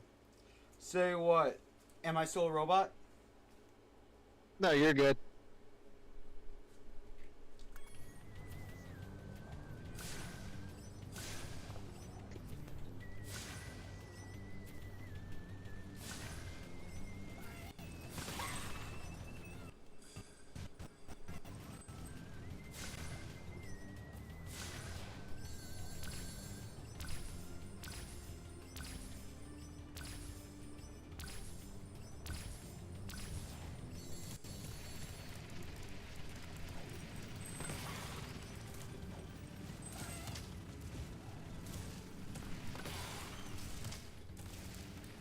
This run is not as clean as the last one was.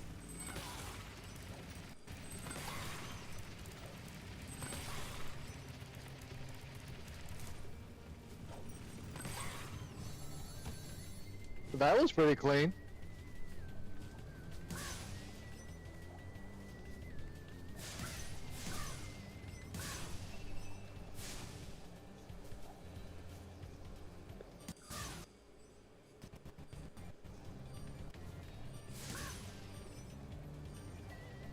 Can he do it, folks?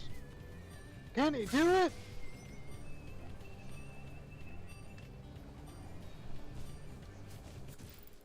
Dang it! No! I killed him. So close. If you No, look, you if didn't you fully look, reach him. no, if you look in the background, the effect went off.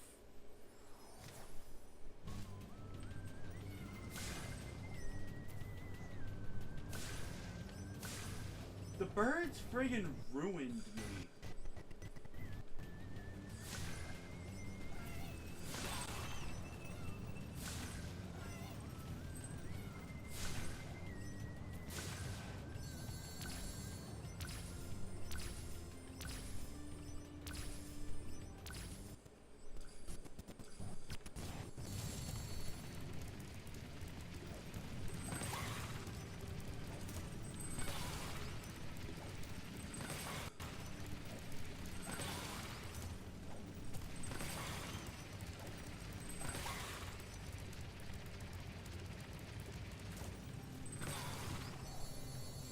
Nice.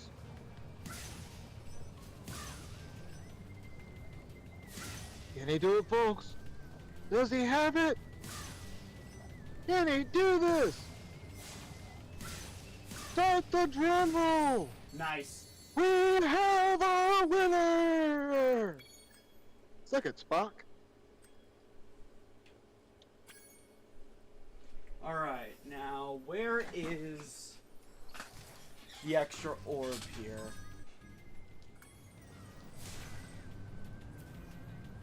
It's in a enclave next to the cliff. It's an opening where the birds are. Okay, I'll just follow the normal route until I find it. It's gonna be towards the top, like a little path you can follow.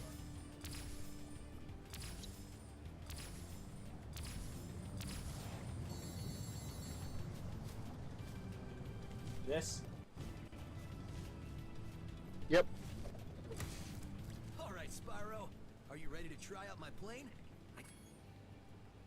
Okay, Spyro. Here's what you gotta do. I've got the plane on remote control, so all you have to do is hit the... Okay. I got a question. What?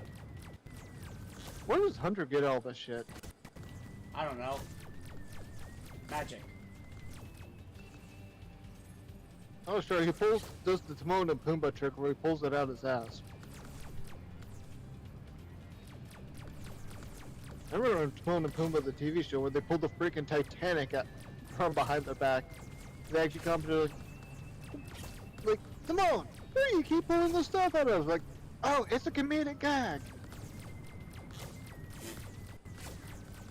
They Fourth actually wall explain breaks how the when joke works. done right will always be funny. The one in Pumbaa was just funny in general.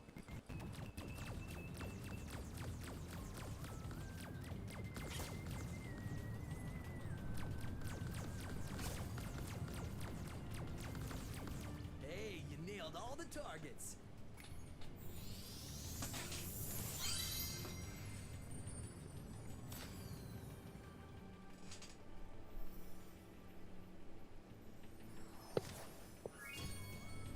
Alright. 100% level complete, so let's go.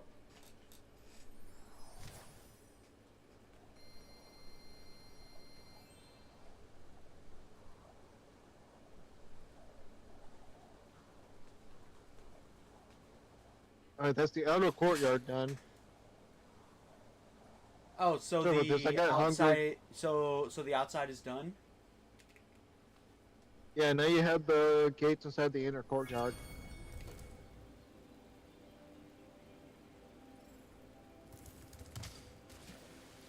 Well, time to see the machiner. The machine worlds. Yep, I believe you have 3 gateways each, so there's a total of 6 gates.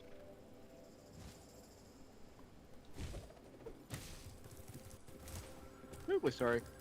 I got hungry and started eating some chips. I didn't hear it. Robotica Farms. But no, like, a final level in any platformer should really just embody what the antagonist is and what the protagonist is trying to stop, in my opinion.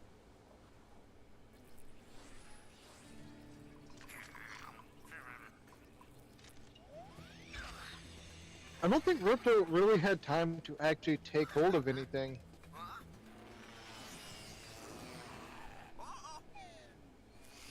I think it's like 2 or 3 days after he arrives that Spyro shows up. So he had just enough time to take over the castle, and that's about it. Spyro, these here pests have infested our... Find your...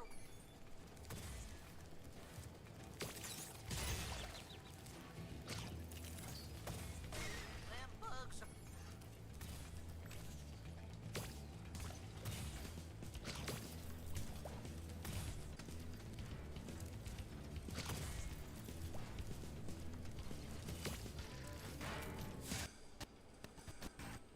Yeah, no, I can just imagine that for Spyro, Oh, the worst kind of world would be a world where everything is made of metal.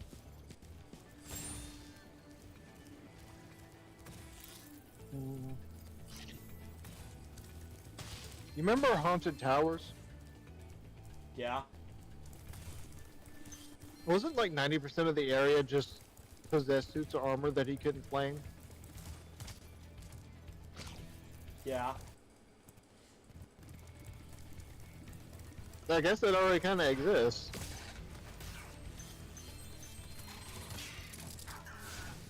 Head bash. Yeah. Yeah, I got the memo. My Mario instincts took over. He flipped on his back, so my instincts told me ground pound.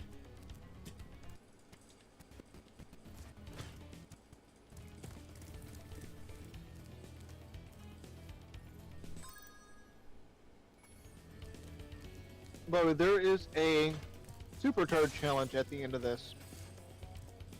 Ooh, fun.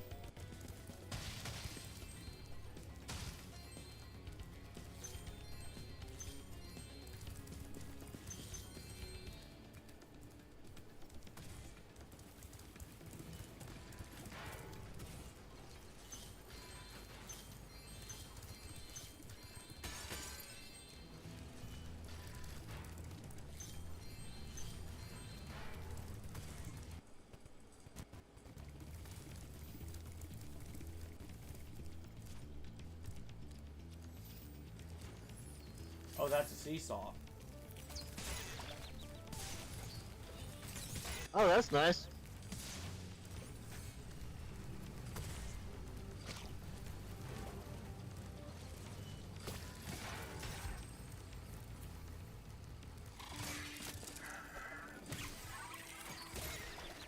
We need to order another copy of that game for GameCube. I need Alright, to Evie. stop zoning out.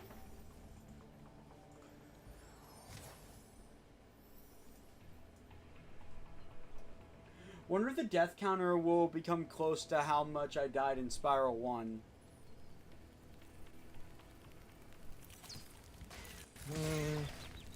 I'd say probably close to about 80.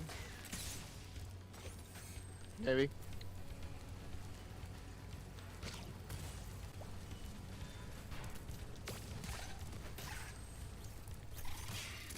Nice trick shot.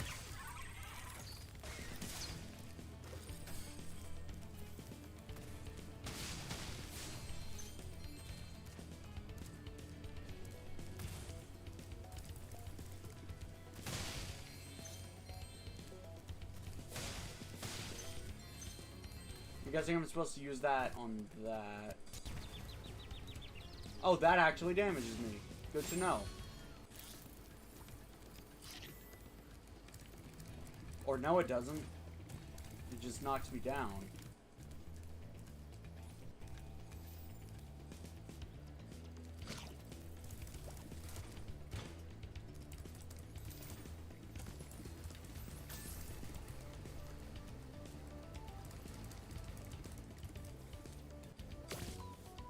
Oh. That's unfortunate.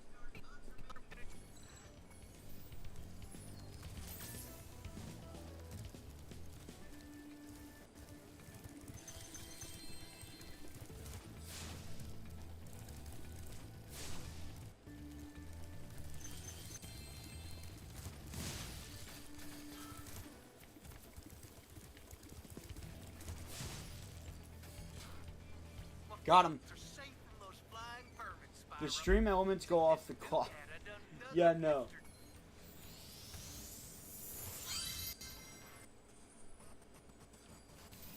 I hope it didn't.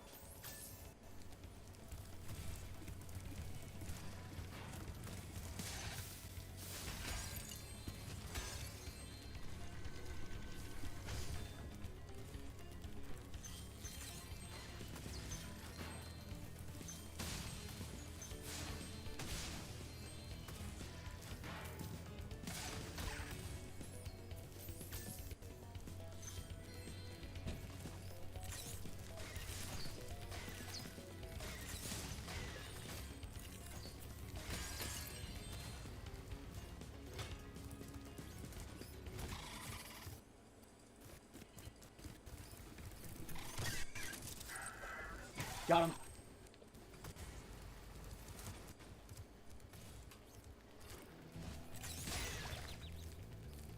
So, Oh, I thought you were going to go for trading. Hmm? Oh, come on. So, I have a story to share involving my cousin, but doesn't really... It's not really a cousin thing. So,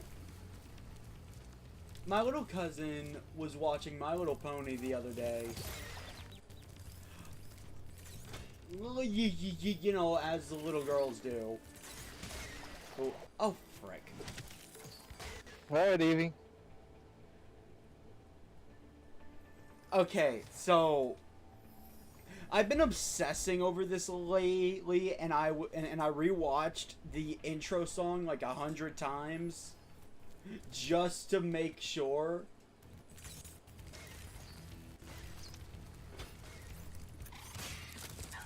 Okay.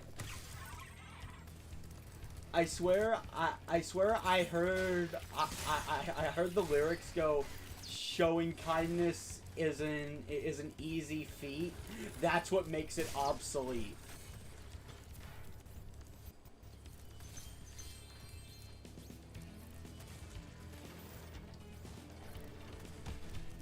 That's just demented. I swear that's what I heard it say.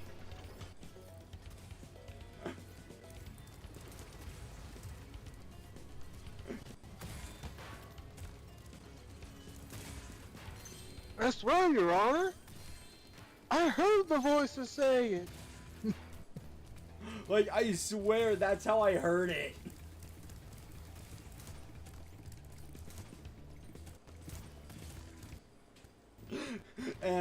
And the best part is, I couldn't tell her parents didn't hear, and I could tell her parents heard it too, because I immediately saw her parents just look at the TV.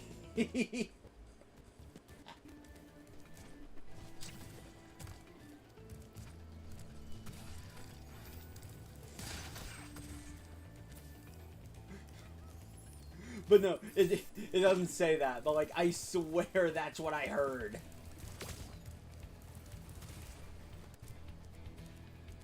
Well, once is a coincidence. Twice is concerning. 3 times is alarming. It took like 5 listens until I heard that they are not saying that. They're saying showing kindness is an easy feat. That's what makes it all complete. But it sounds so much like obsolete, and I think that's just hilarious. Sounds like their voice actor is too.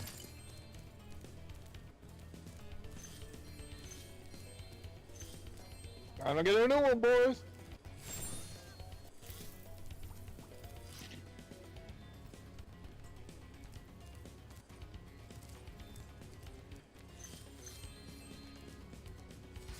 Good thing I'm not a My Little Pony fan, huh? Way to go, Spyro! Them varmints won't be coming near 'em. Oh yeah, someone made a mod of one of the horror games where it's like My Little Pony based. I think it was Amnesia. I watched PewDiePie play it like years and years and years ago. Remind me, was he the one that caught on to the honeybee scam? I have no idea. He's the one that tends to do a lot of screaming. That doesn't narrow it down.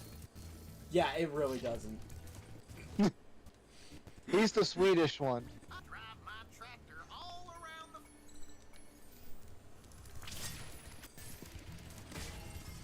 Oh god. This is going to be challenging. He's the Swedish YouTuber that's like back in the machinima days. Yeah. You know, no matter who you are, you gotta have a lot of respect for the OG Let's Players, because it was not popular even back then. YouTube in general was not popular back then. So you gotta have respect for those people, you know, doing what they do. By the way, apparently, apparently all the big companies have had their lawyers say what they have their lawyers basically protest to stop killing games, that movement, which I do 100% agree in. If you're forcing me to pay more than $10 for something, I better own it. Like that's all I'm gonna say about it.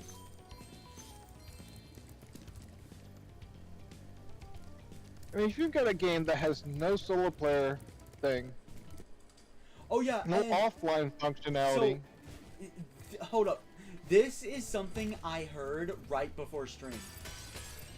Apparently, Ubisoft has updated their terms of service. Mm-hmm. Their terms of service now say if they stop supporting a game, you have to delete it. And if you own a physical copy, you have to destroy it.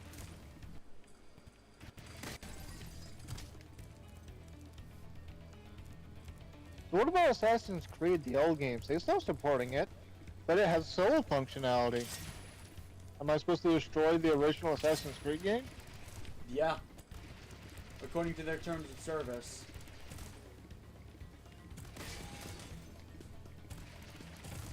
You missed one. Yeah, I know. But, like, I think that is the dumbest thing I have ever heard. And here's the thing. So, technically, what game companies are doing are very legal.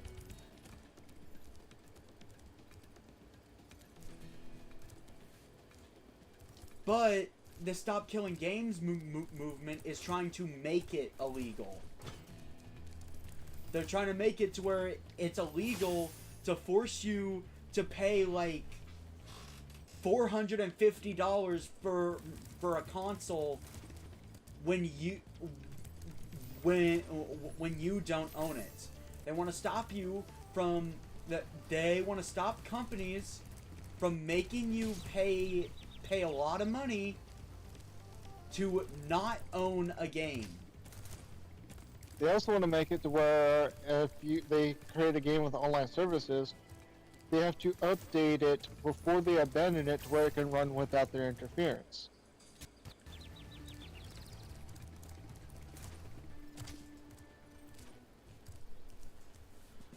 Simple Megivy.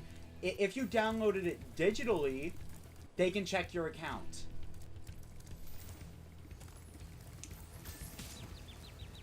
However, if you have a physical copy, you're supposed to dispose of it. And if you're caught not doing that, they can sue you.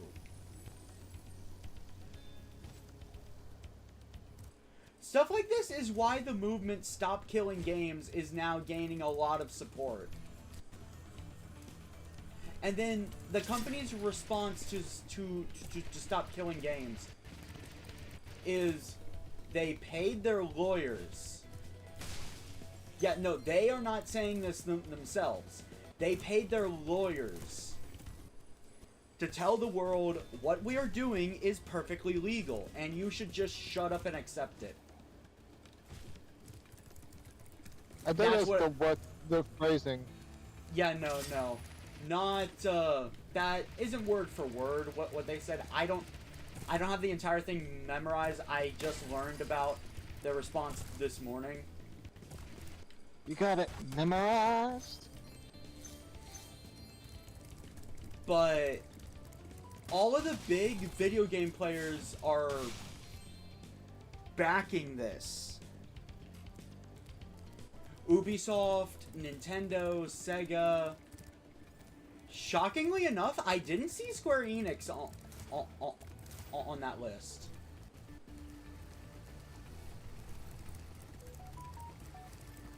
I might not have seen them, though.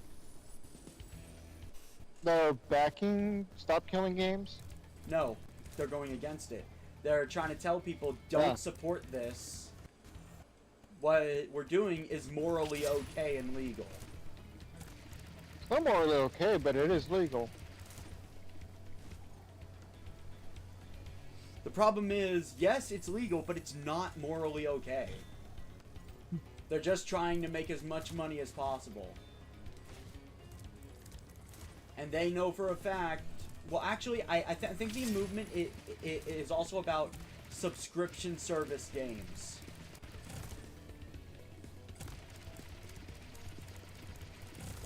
Basically, it's about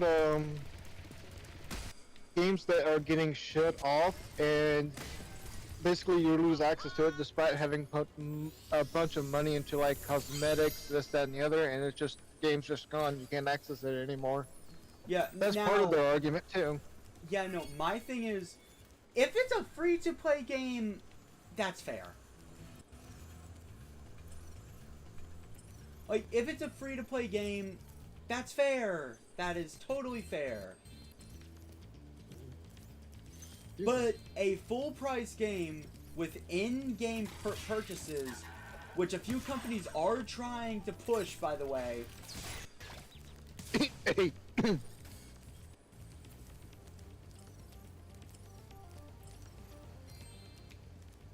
And when they stop supporting those games,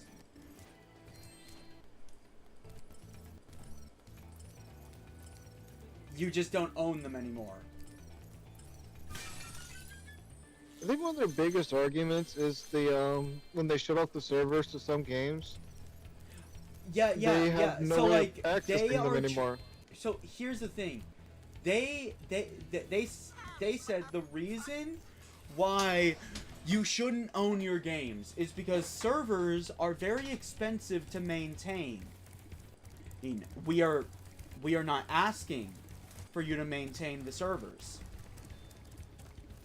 Just gonna throw that out there. We are not asking for you to spend billions to maintain servers. Hell, the games that are really good, fans usually find a way to make the game work.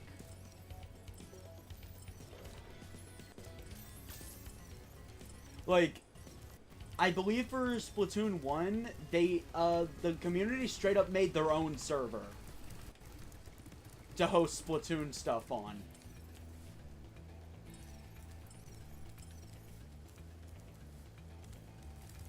I think one of the biggest issues is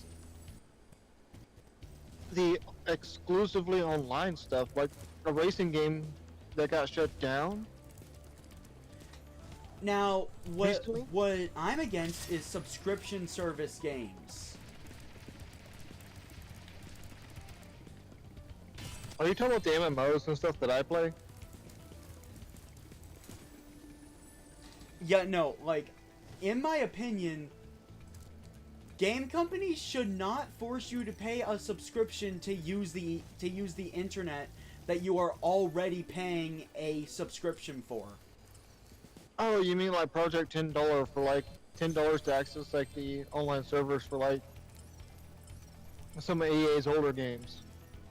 For example, Xbox Live, PS Plus, and NSO. A different online subscription thing. I'm just thinking about the $10 you have to pay to access the online multiplayer of some of EA's games. That was the thing, by the way. Yeah. And an unfortunate side effect, however, will be that MMO games probably will get shut down. For example, Final Fantasy XIV. For one reason and one reason alone. If this goes through, it will probably be illegal to host subscription service games. So what they'd have to do is either make it a free-to-play game, which we all know they're not going to do,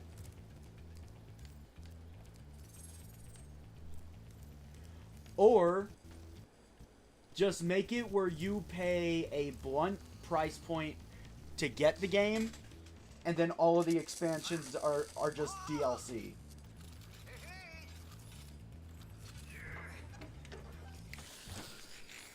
I do not know law, by the way, so it's very likely that I'm wrong about all of this.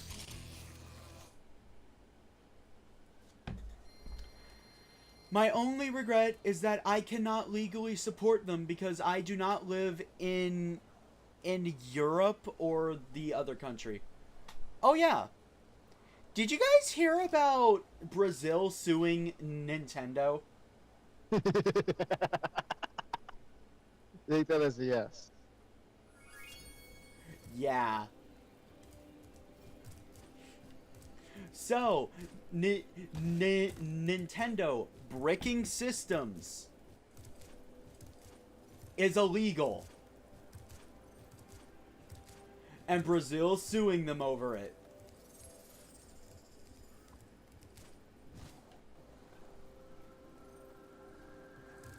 Or to be more accurate, they're basically giving Nintendo a warning. We are going to ban your product in Brazil if you don't stop it.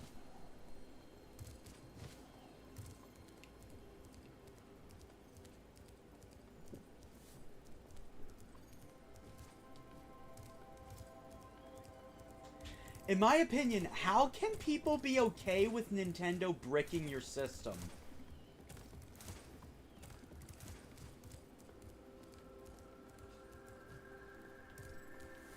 And before anybody says, well, you can't sue them under the EULA. Well, couple notes about that. First off, they cannot prove that... Okay, so, Nintendo. Children mostly play it. A child cannot sign a legally binding document without parental supervision. You cannot prove that upon signing it, a child had parents present with an EULA.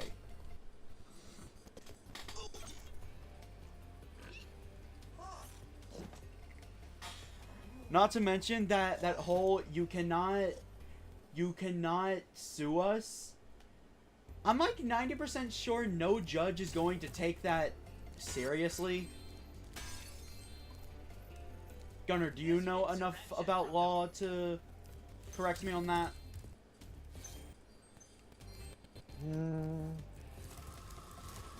Would judges actually take that statement seriously in the EULA? With all the budget cuts. That they can't sue us? Yeah. It says in the EULA. Would judges actually take that seriously? EULA is different from a regular, legally, you know what I'm talking about, Yeah. Basically, you create a Facebook account, you can do all this and that, but you actually sign a TOS. Yeah, a terms of service. Yeah. But you don't have to have a parent's permission, you just have to be above, like, so much old to be able to create your own account. Even if it's a minor. So you can just be like 12 years old and create your own account. If I'm remembering correctly on the age limit. Yeah, but no, I'm just asking, would Nintendo's end user agreement basically actually hold water in court? Depends on when it's applied. If the end user license agreement is applied at the point of purchase at the retail store, no minor is going to have no minor is reasonably going to have $450, so it's going to be assumed that the parent is agreeing to the terms of service. It's not signed. It's not signed at the time of purchase. I know that for a fact. I had to sign when it they create for the my, account. like I had to agree to that to use my Switch 1. The ox is very So when you created the account, when you first logged in, or when it was updated? When it was updated.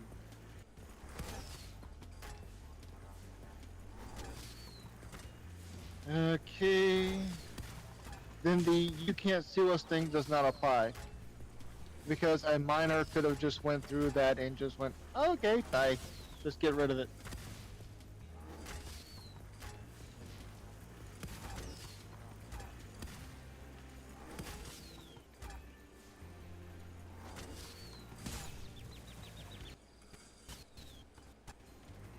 Because there's no guarantee that the parents ever saw or had access to that information.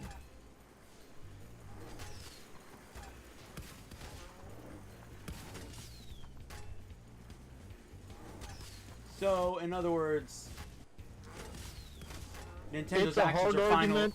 So, in other words, Nintendo's actions are finally catching up to them.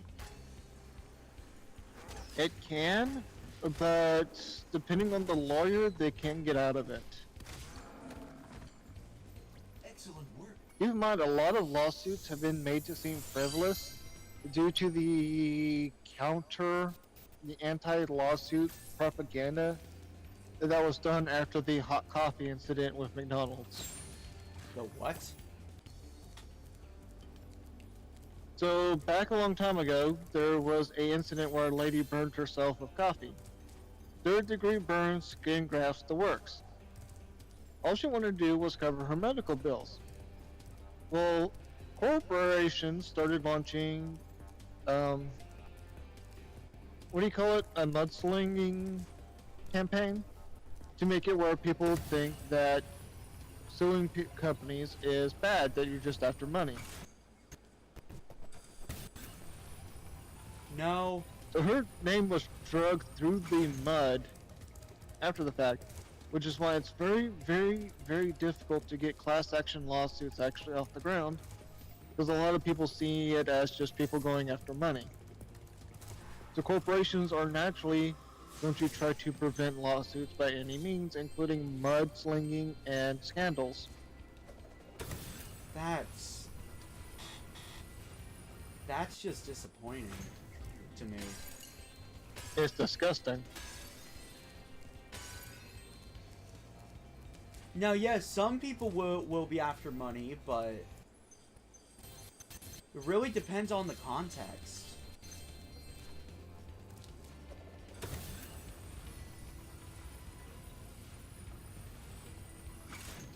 We live in a world that's apparently ruled by greed.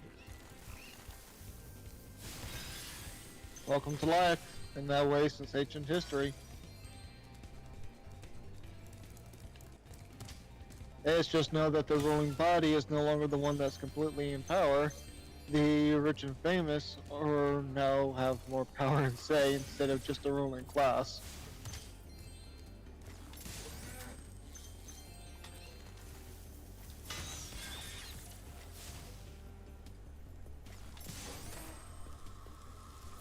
But no, like,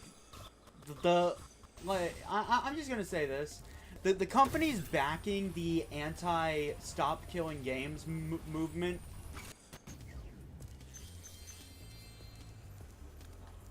I'm gonna put it bluntly, they are the people who, if they could, they would absolutely charge you like $20 just to turn your console on.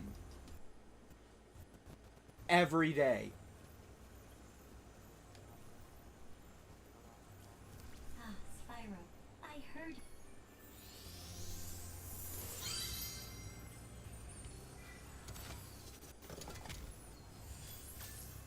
It's a first for Avalar, a combination power-up. Combination? Thank goodness you're here to test it out. Light and super breath. Nice. Don't worry, Megivy. There's no way anybody could legally do that.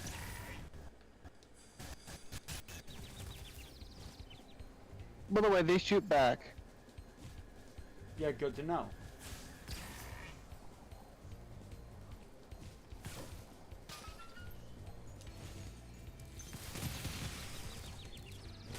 By the way, don't do that point blank. Yeah, yeah, I realize that now.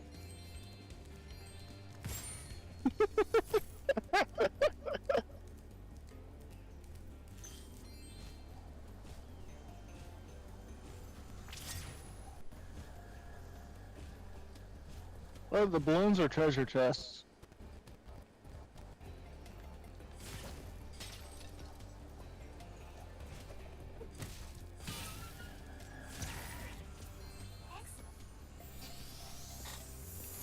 I Yeah, believe there's no. 2 rounds to this.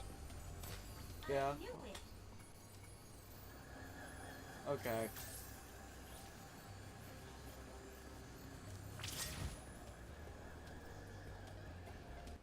Maybe I'm naive. I just wish people would stop being greedy all the time.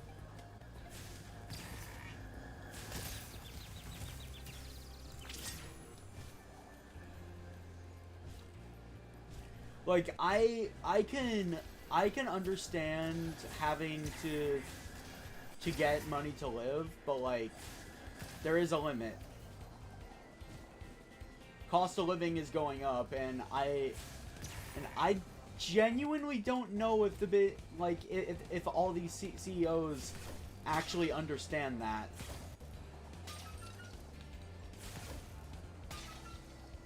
They keep raising prices, but I'm just gonna tell you this: if prices keep getting raised, these companies are going to lose money because no one's gonna be able to afford their products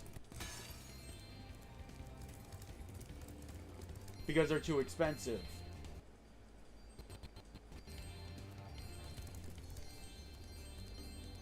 I would recommend getting some help. Nice flying, Airman.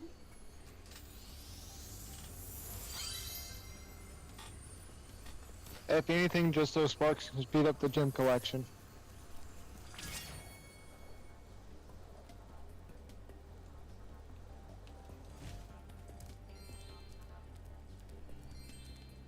Yeah. You missed one. Yeah, he would speed up gem collection. I need to find some critters. Well, just snipe one from across the map.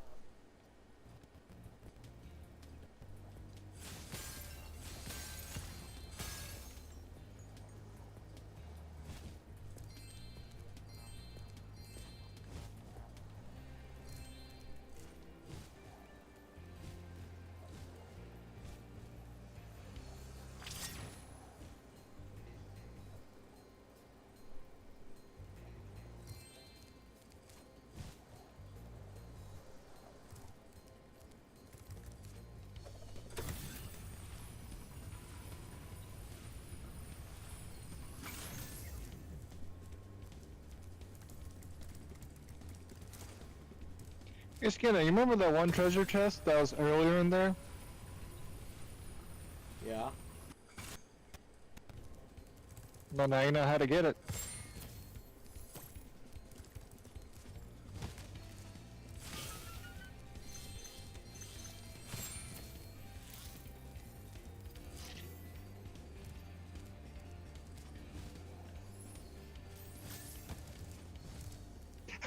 The timing on that.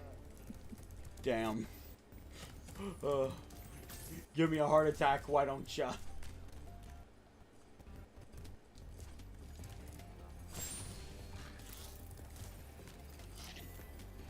I guess my thing is, I just don't understand how there are people that can be this greedy.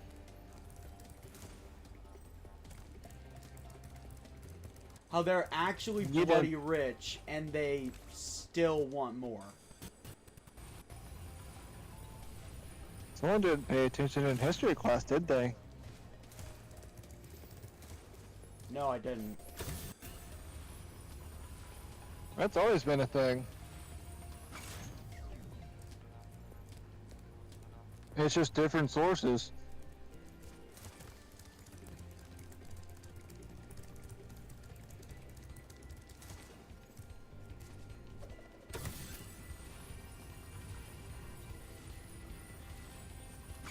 I think it was just pure hatred that had America drive the Native Americans onto tiny plots of land. No, that was great.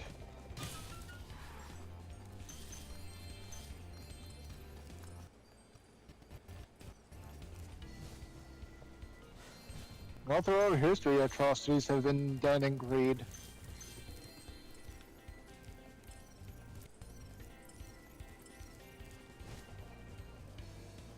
Maybe I'm just naive. 10,000. Welcome to the end game. Time for some gimmicks.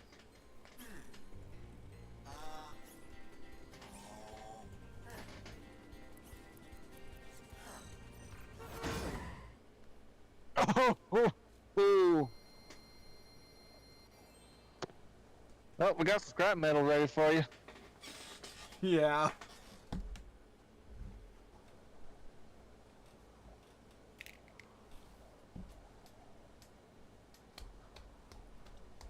Beep beep.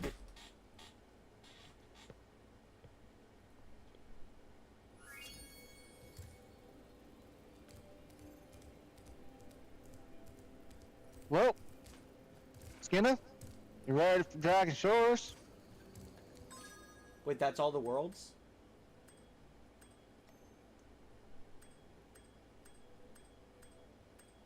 Seven. There's supposed to be 7 on here? You got Dragon Shores. Alright. Could have sworn there was one more.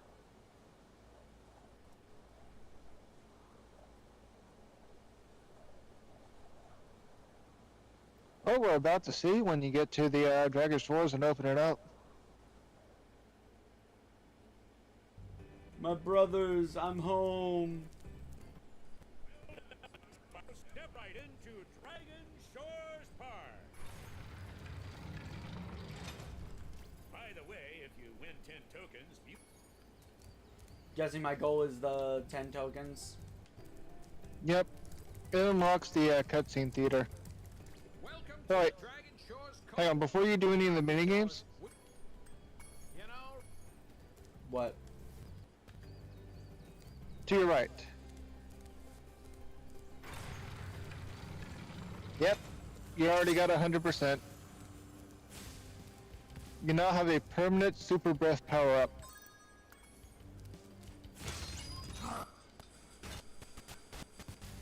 Nice. Step right up. Here's a baseball.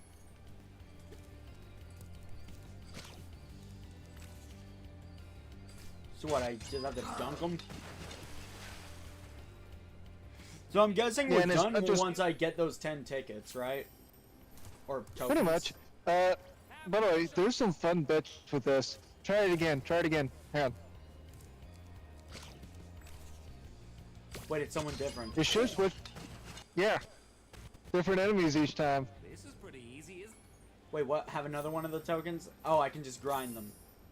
Have another shot. I'm gonna I go think do you the only others. get so many. Yeah, so it's like different enemies each time. By the way, trouble with the trolley, eh? Shut up.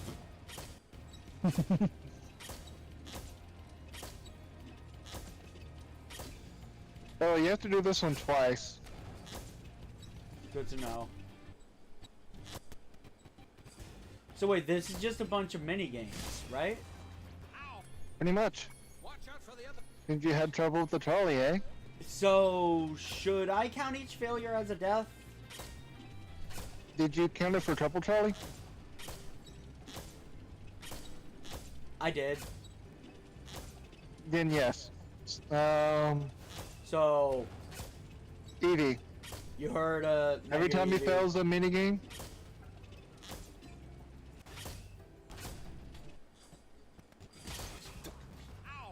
I should not have zoned out there.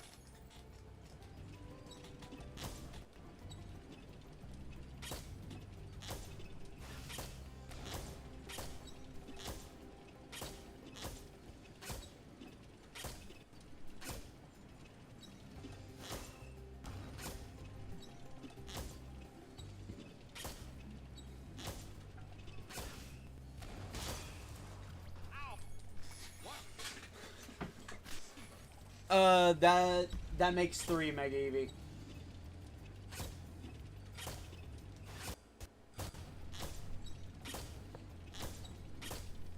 This minigame does seem pretty brain dead easy, honestly.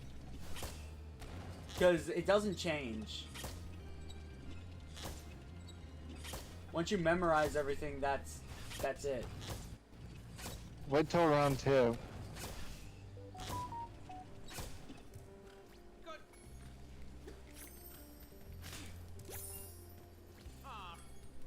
Watch out. Oh, there's 50 now.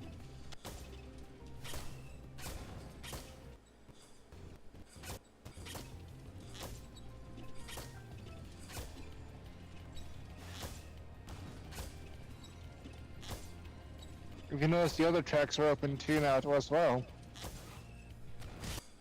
Okay, I'm done. Do I have to change rails, or is it all automatic?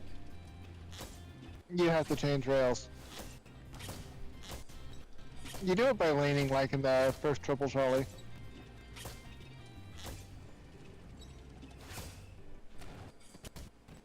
How do I change rails? It's just control stick, right?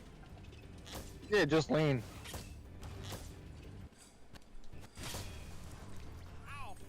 Trouble with the trolley, eh?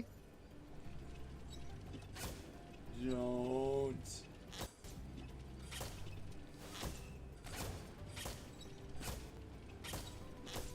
I'm so glad I had you do that one first.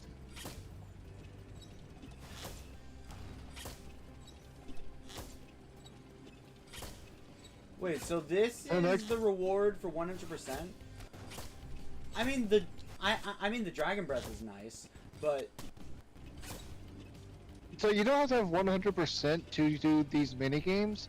You do need it for the thing, and you need to get 10 tokens to do the cutscene theater. Let's let you review the cutscenes. okay. Yeah, that's how that works. And you get more cutscenes or art the more skill points you do.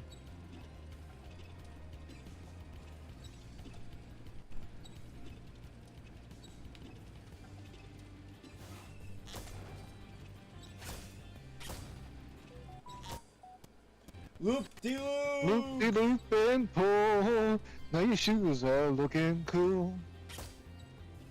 What'd you do if there was the enemy on the track and you had to jump while you're doing the loop-de-loop? Ow. What? Say how it's not realistic. Like the lightning in in Final Fantasy X? Yeah. I think that one works by way of magic.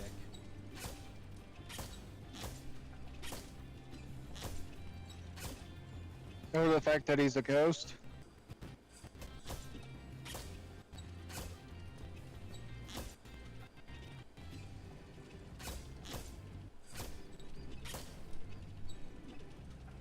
But seriously, you have to dodge the lightning outside, but you can stand on a platform of lightning in the room. Makes my head hurt. Thankfully, we're done with Final Fantasy X, and I get to play the one that I'm actually looking forward to. What can I do for you? I have a What can I do newfound. for you? I need to shut up and just. What? Okay. Focus on trouble with the trolley, eh? I have a newfound appreciation for 10, but that doesn't mean I want to play it more. And Blitzball has been ruined for me because of how much they expect you to play it.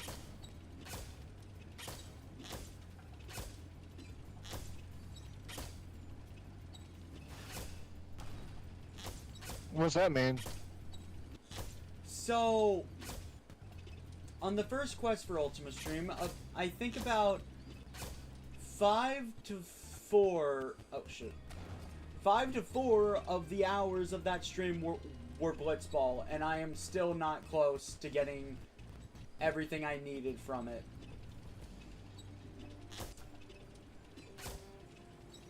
Huh.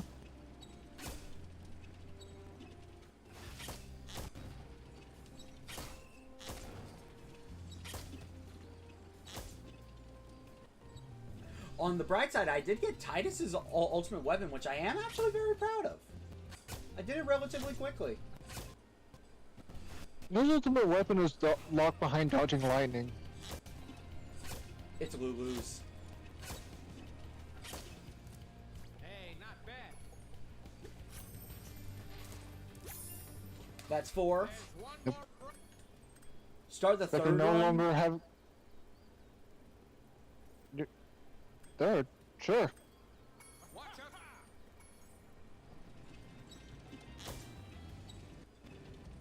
Oh, you have to shoot balloons now.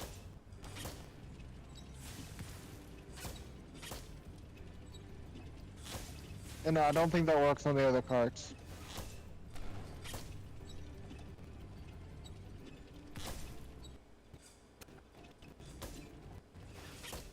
Don't shoot the baby turtle.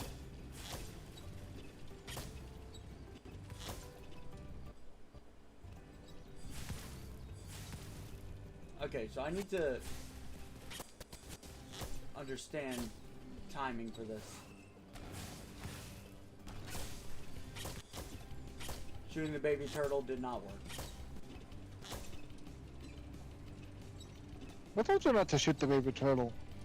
You monster! You told me to shoot it. So don't shoot the baby turtle. Okay, I need to do another round. May I not need have to do been another clear, round. but round and round and round he went.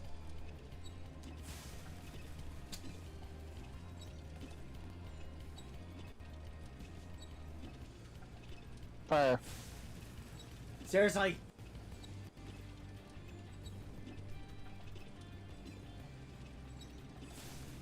Got it. Got it.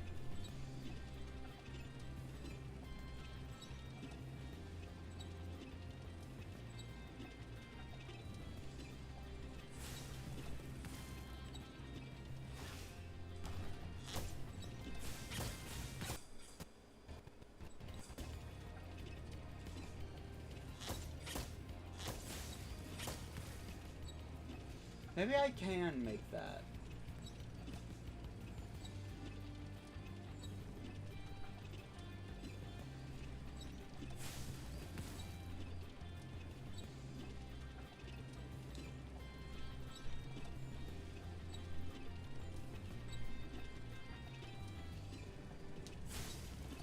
Got it.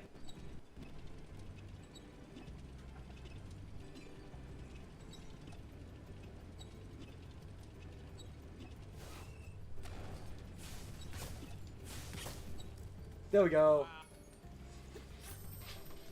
Well, you mastered the trouble of the trolley. No, I am not riding it for fun. Don't you want to have more trouble with the trolley, eh? I'd sure like to let you into the. Hiya, Spyro. Okay.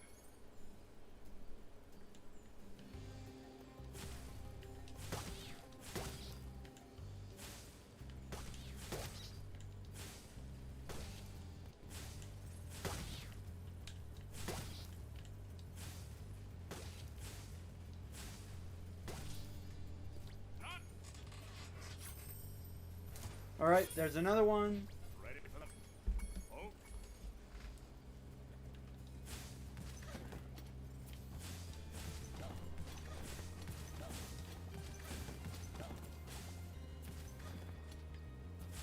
Wait, how is that harder? I think they would just disappear if you didn't hit them fast enough. Oh, whack-a-mole.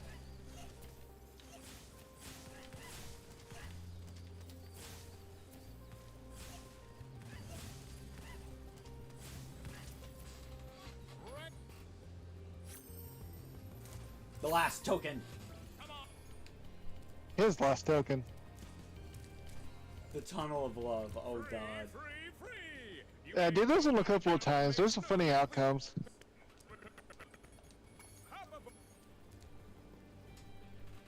Alright. Alright. So. Just a free token?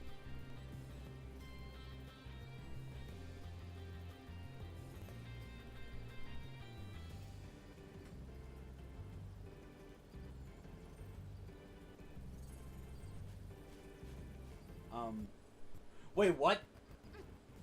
As promised, here's your... What? Who the heck was that?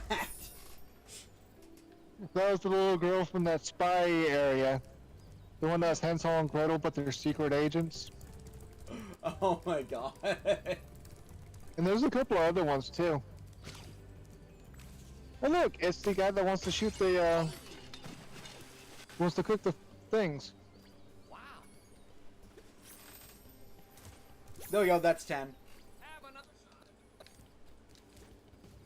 Now, see if there's anybody else in the thing. Well, Spyro, it's your lucky day. And Spyro is completed.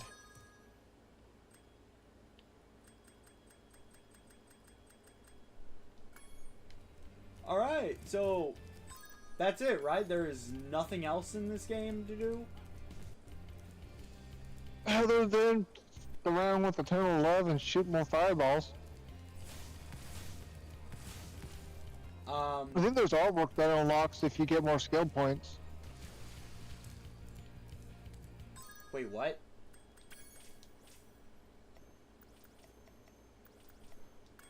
Wait, I Yeah, thought yeah, that I thought all the games have like 120%. Oh no, only the first and third.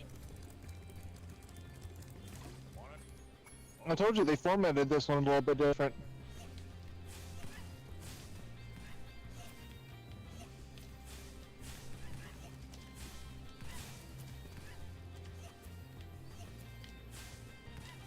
But the fun thing about this game is they give you a permanent super breath that you can take to other save files. Oh, so if I ever replay this game, I'll always have this. What you do is you load this save file in, go through the thing, then you leave, and then you load up a new save file. And then you have super fire breath from the start. That's nice. Huh, I was worried we were going to take a while for this. We're approaching the 3-hour mark and we're already done. Still want to load up 3?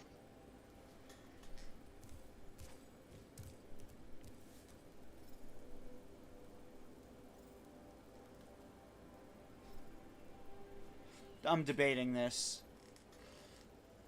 Put it to a vote in chat, I guess. I better take a leak while you're doing that. They would absolutely vote Spyro 3.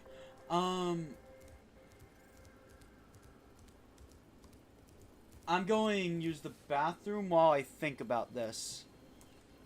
Oh, so it's break time for everyone.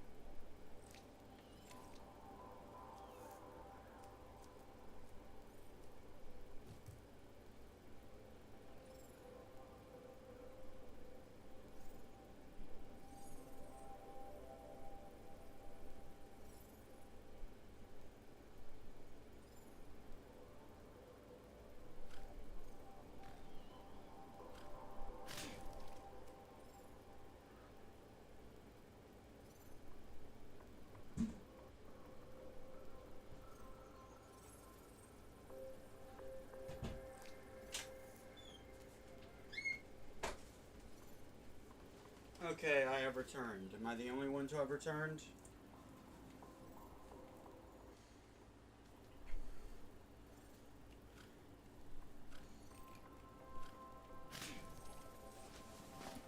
Well,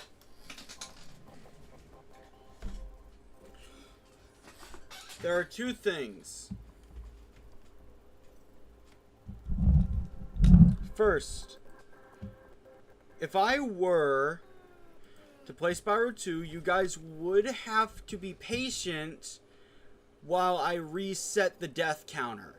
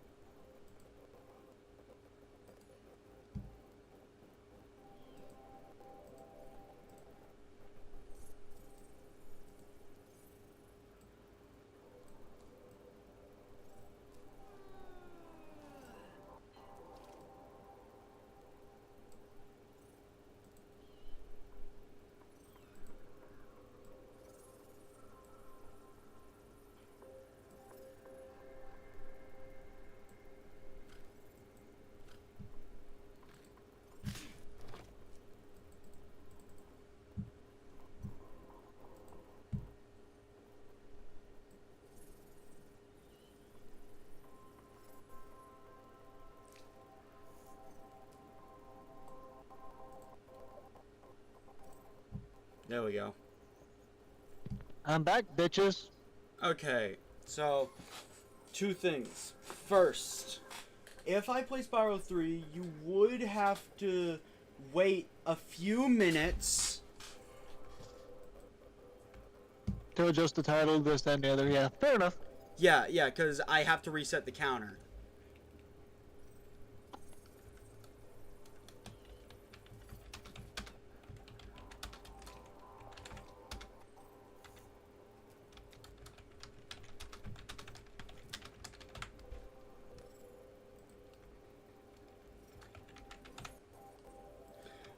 On the other hand, if we hold off till next week,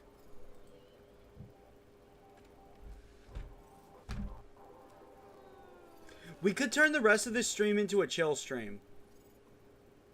Want to do Warframe? Yeah. Genuinely speaking, we could turn the rest of this stream into a chill stream where we play Warframe.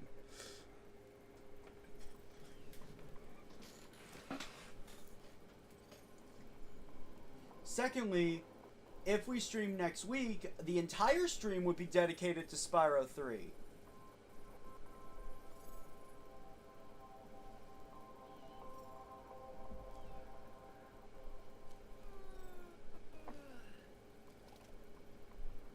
Well, not let chat decide.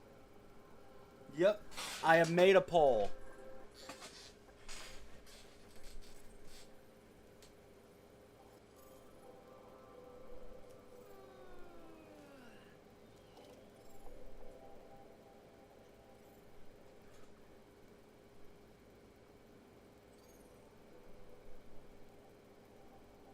Actually, no, I just realized people would be tuning in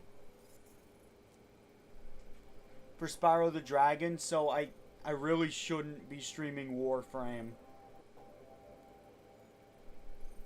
Oh, you can end this stream and start a new chill stream for the rest of the day.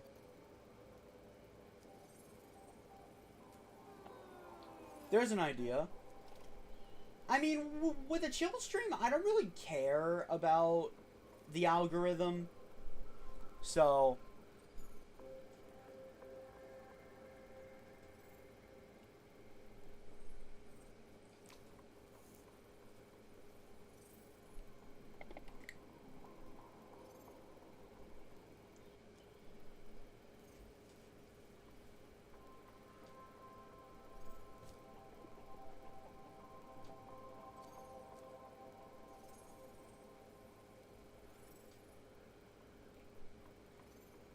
So yeah, if we do it next week, I will end the stream here, go eat dinner, and start up a chill stream. of Warframe.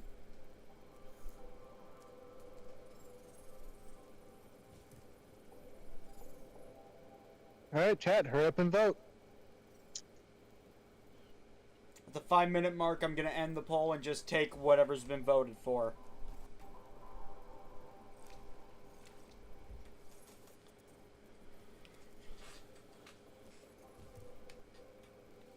Because personally, I like to start Spyro 3 like on a fresh slate. Personally.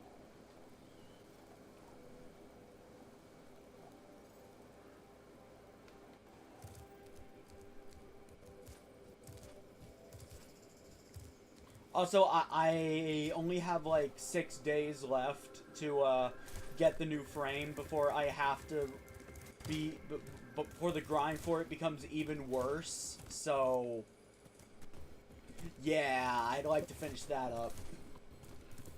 At least the Wolfang, you won't have to have trouble with the trolley. Meg I wouldn't have burnout doing it today. Hey, Jenny Loffers, welcome to the stream. Also, the curse of the leaderboards. Mega Eevee just isn't allowed on the leaderboards.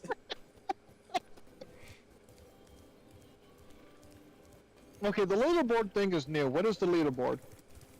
Oh, when you're live streaming, you have like a leaderboard now, apparently. So this is not from your streaming service, this is from YouTube. Yes. Basically, the leaderboards are like these people have either given me the most money through donations and super chats, and memberships, and chatted the most. Now, I do know when I started typing a lot of stuff real fast, I stopped gaining experience. It's probably because he's talking so fast and probably one of the few people talking.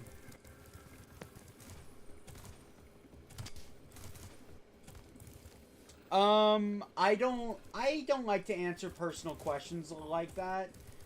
So I'm just going to say I'm from the United States.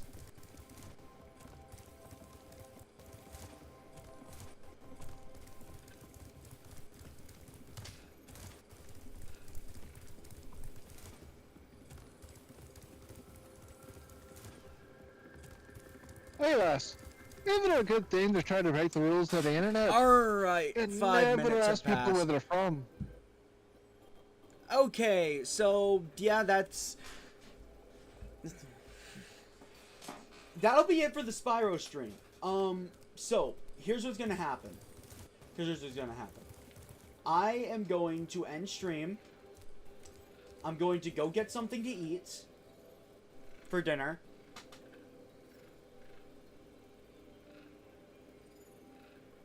And I will start up another stream that is a chill stream of Warframe with viewers and Gunner. Hello there.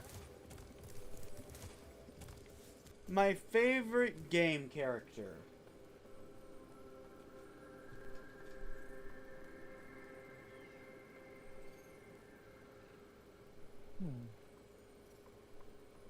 It's not Moneybags, is it? I gotta go with Melia from Xenoblade 1.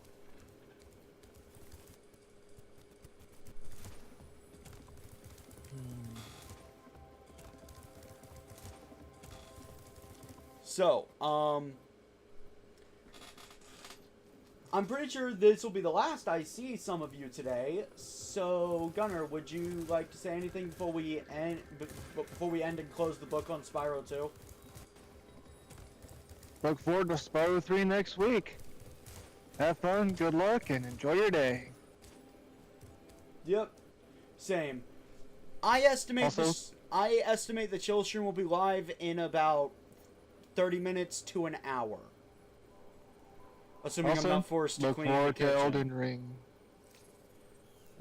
Yeah.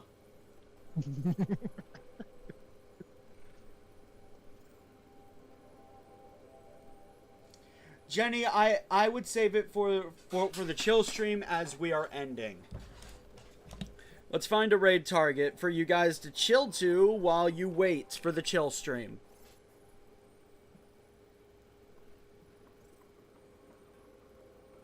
Hello? What'd you say? Here we go live.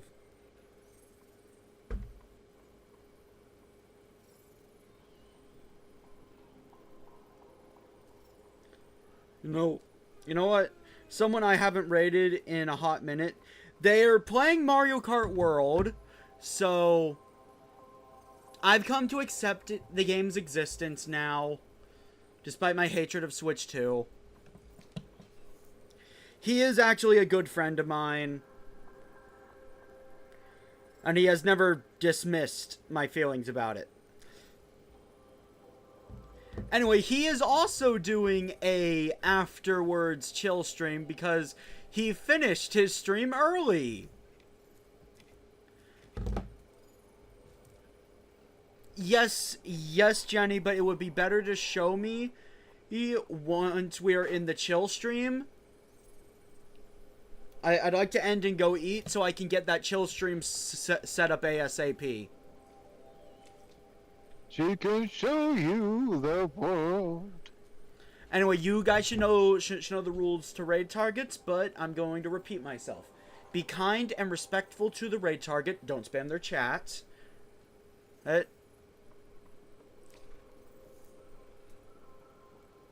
And just follow their chat rules. In short, don't be a prick. Like, that's basically the best rule ever. Just don't be a jerk.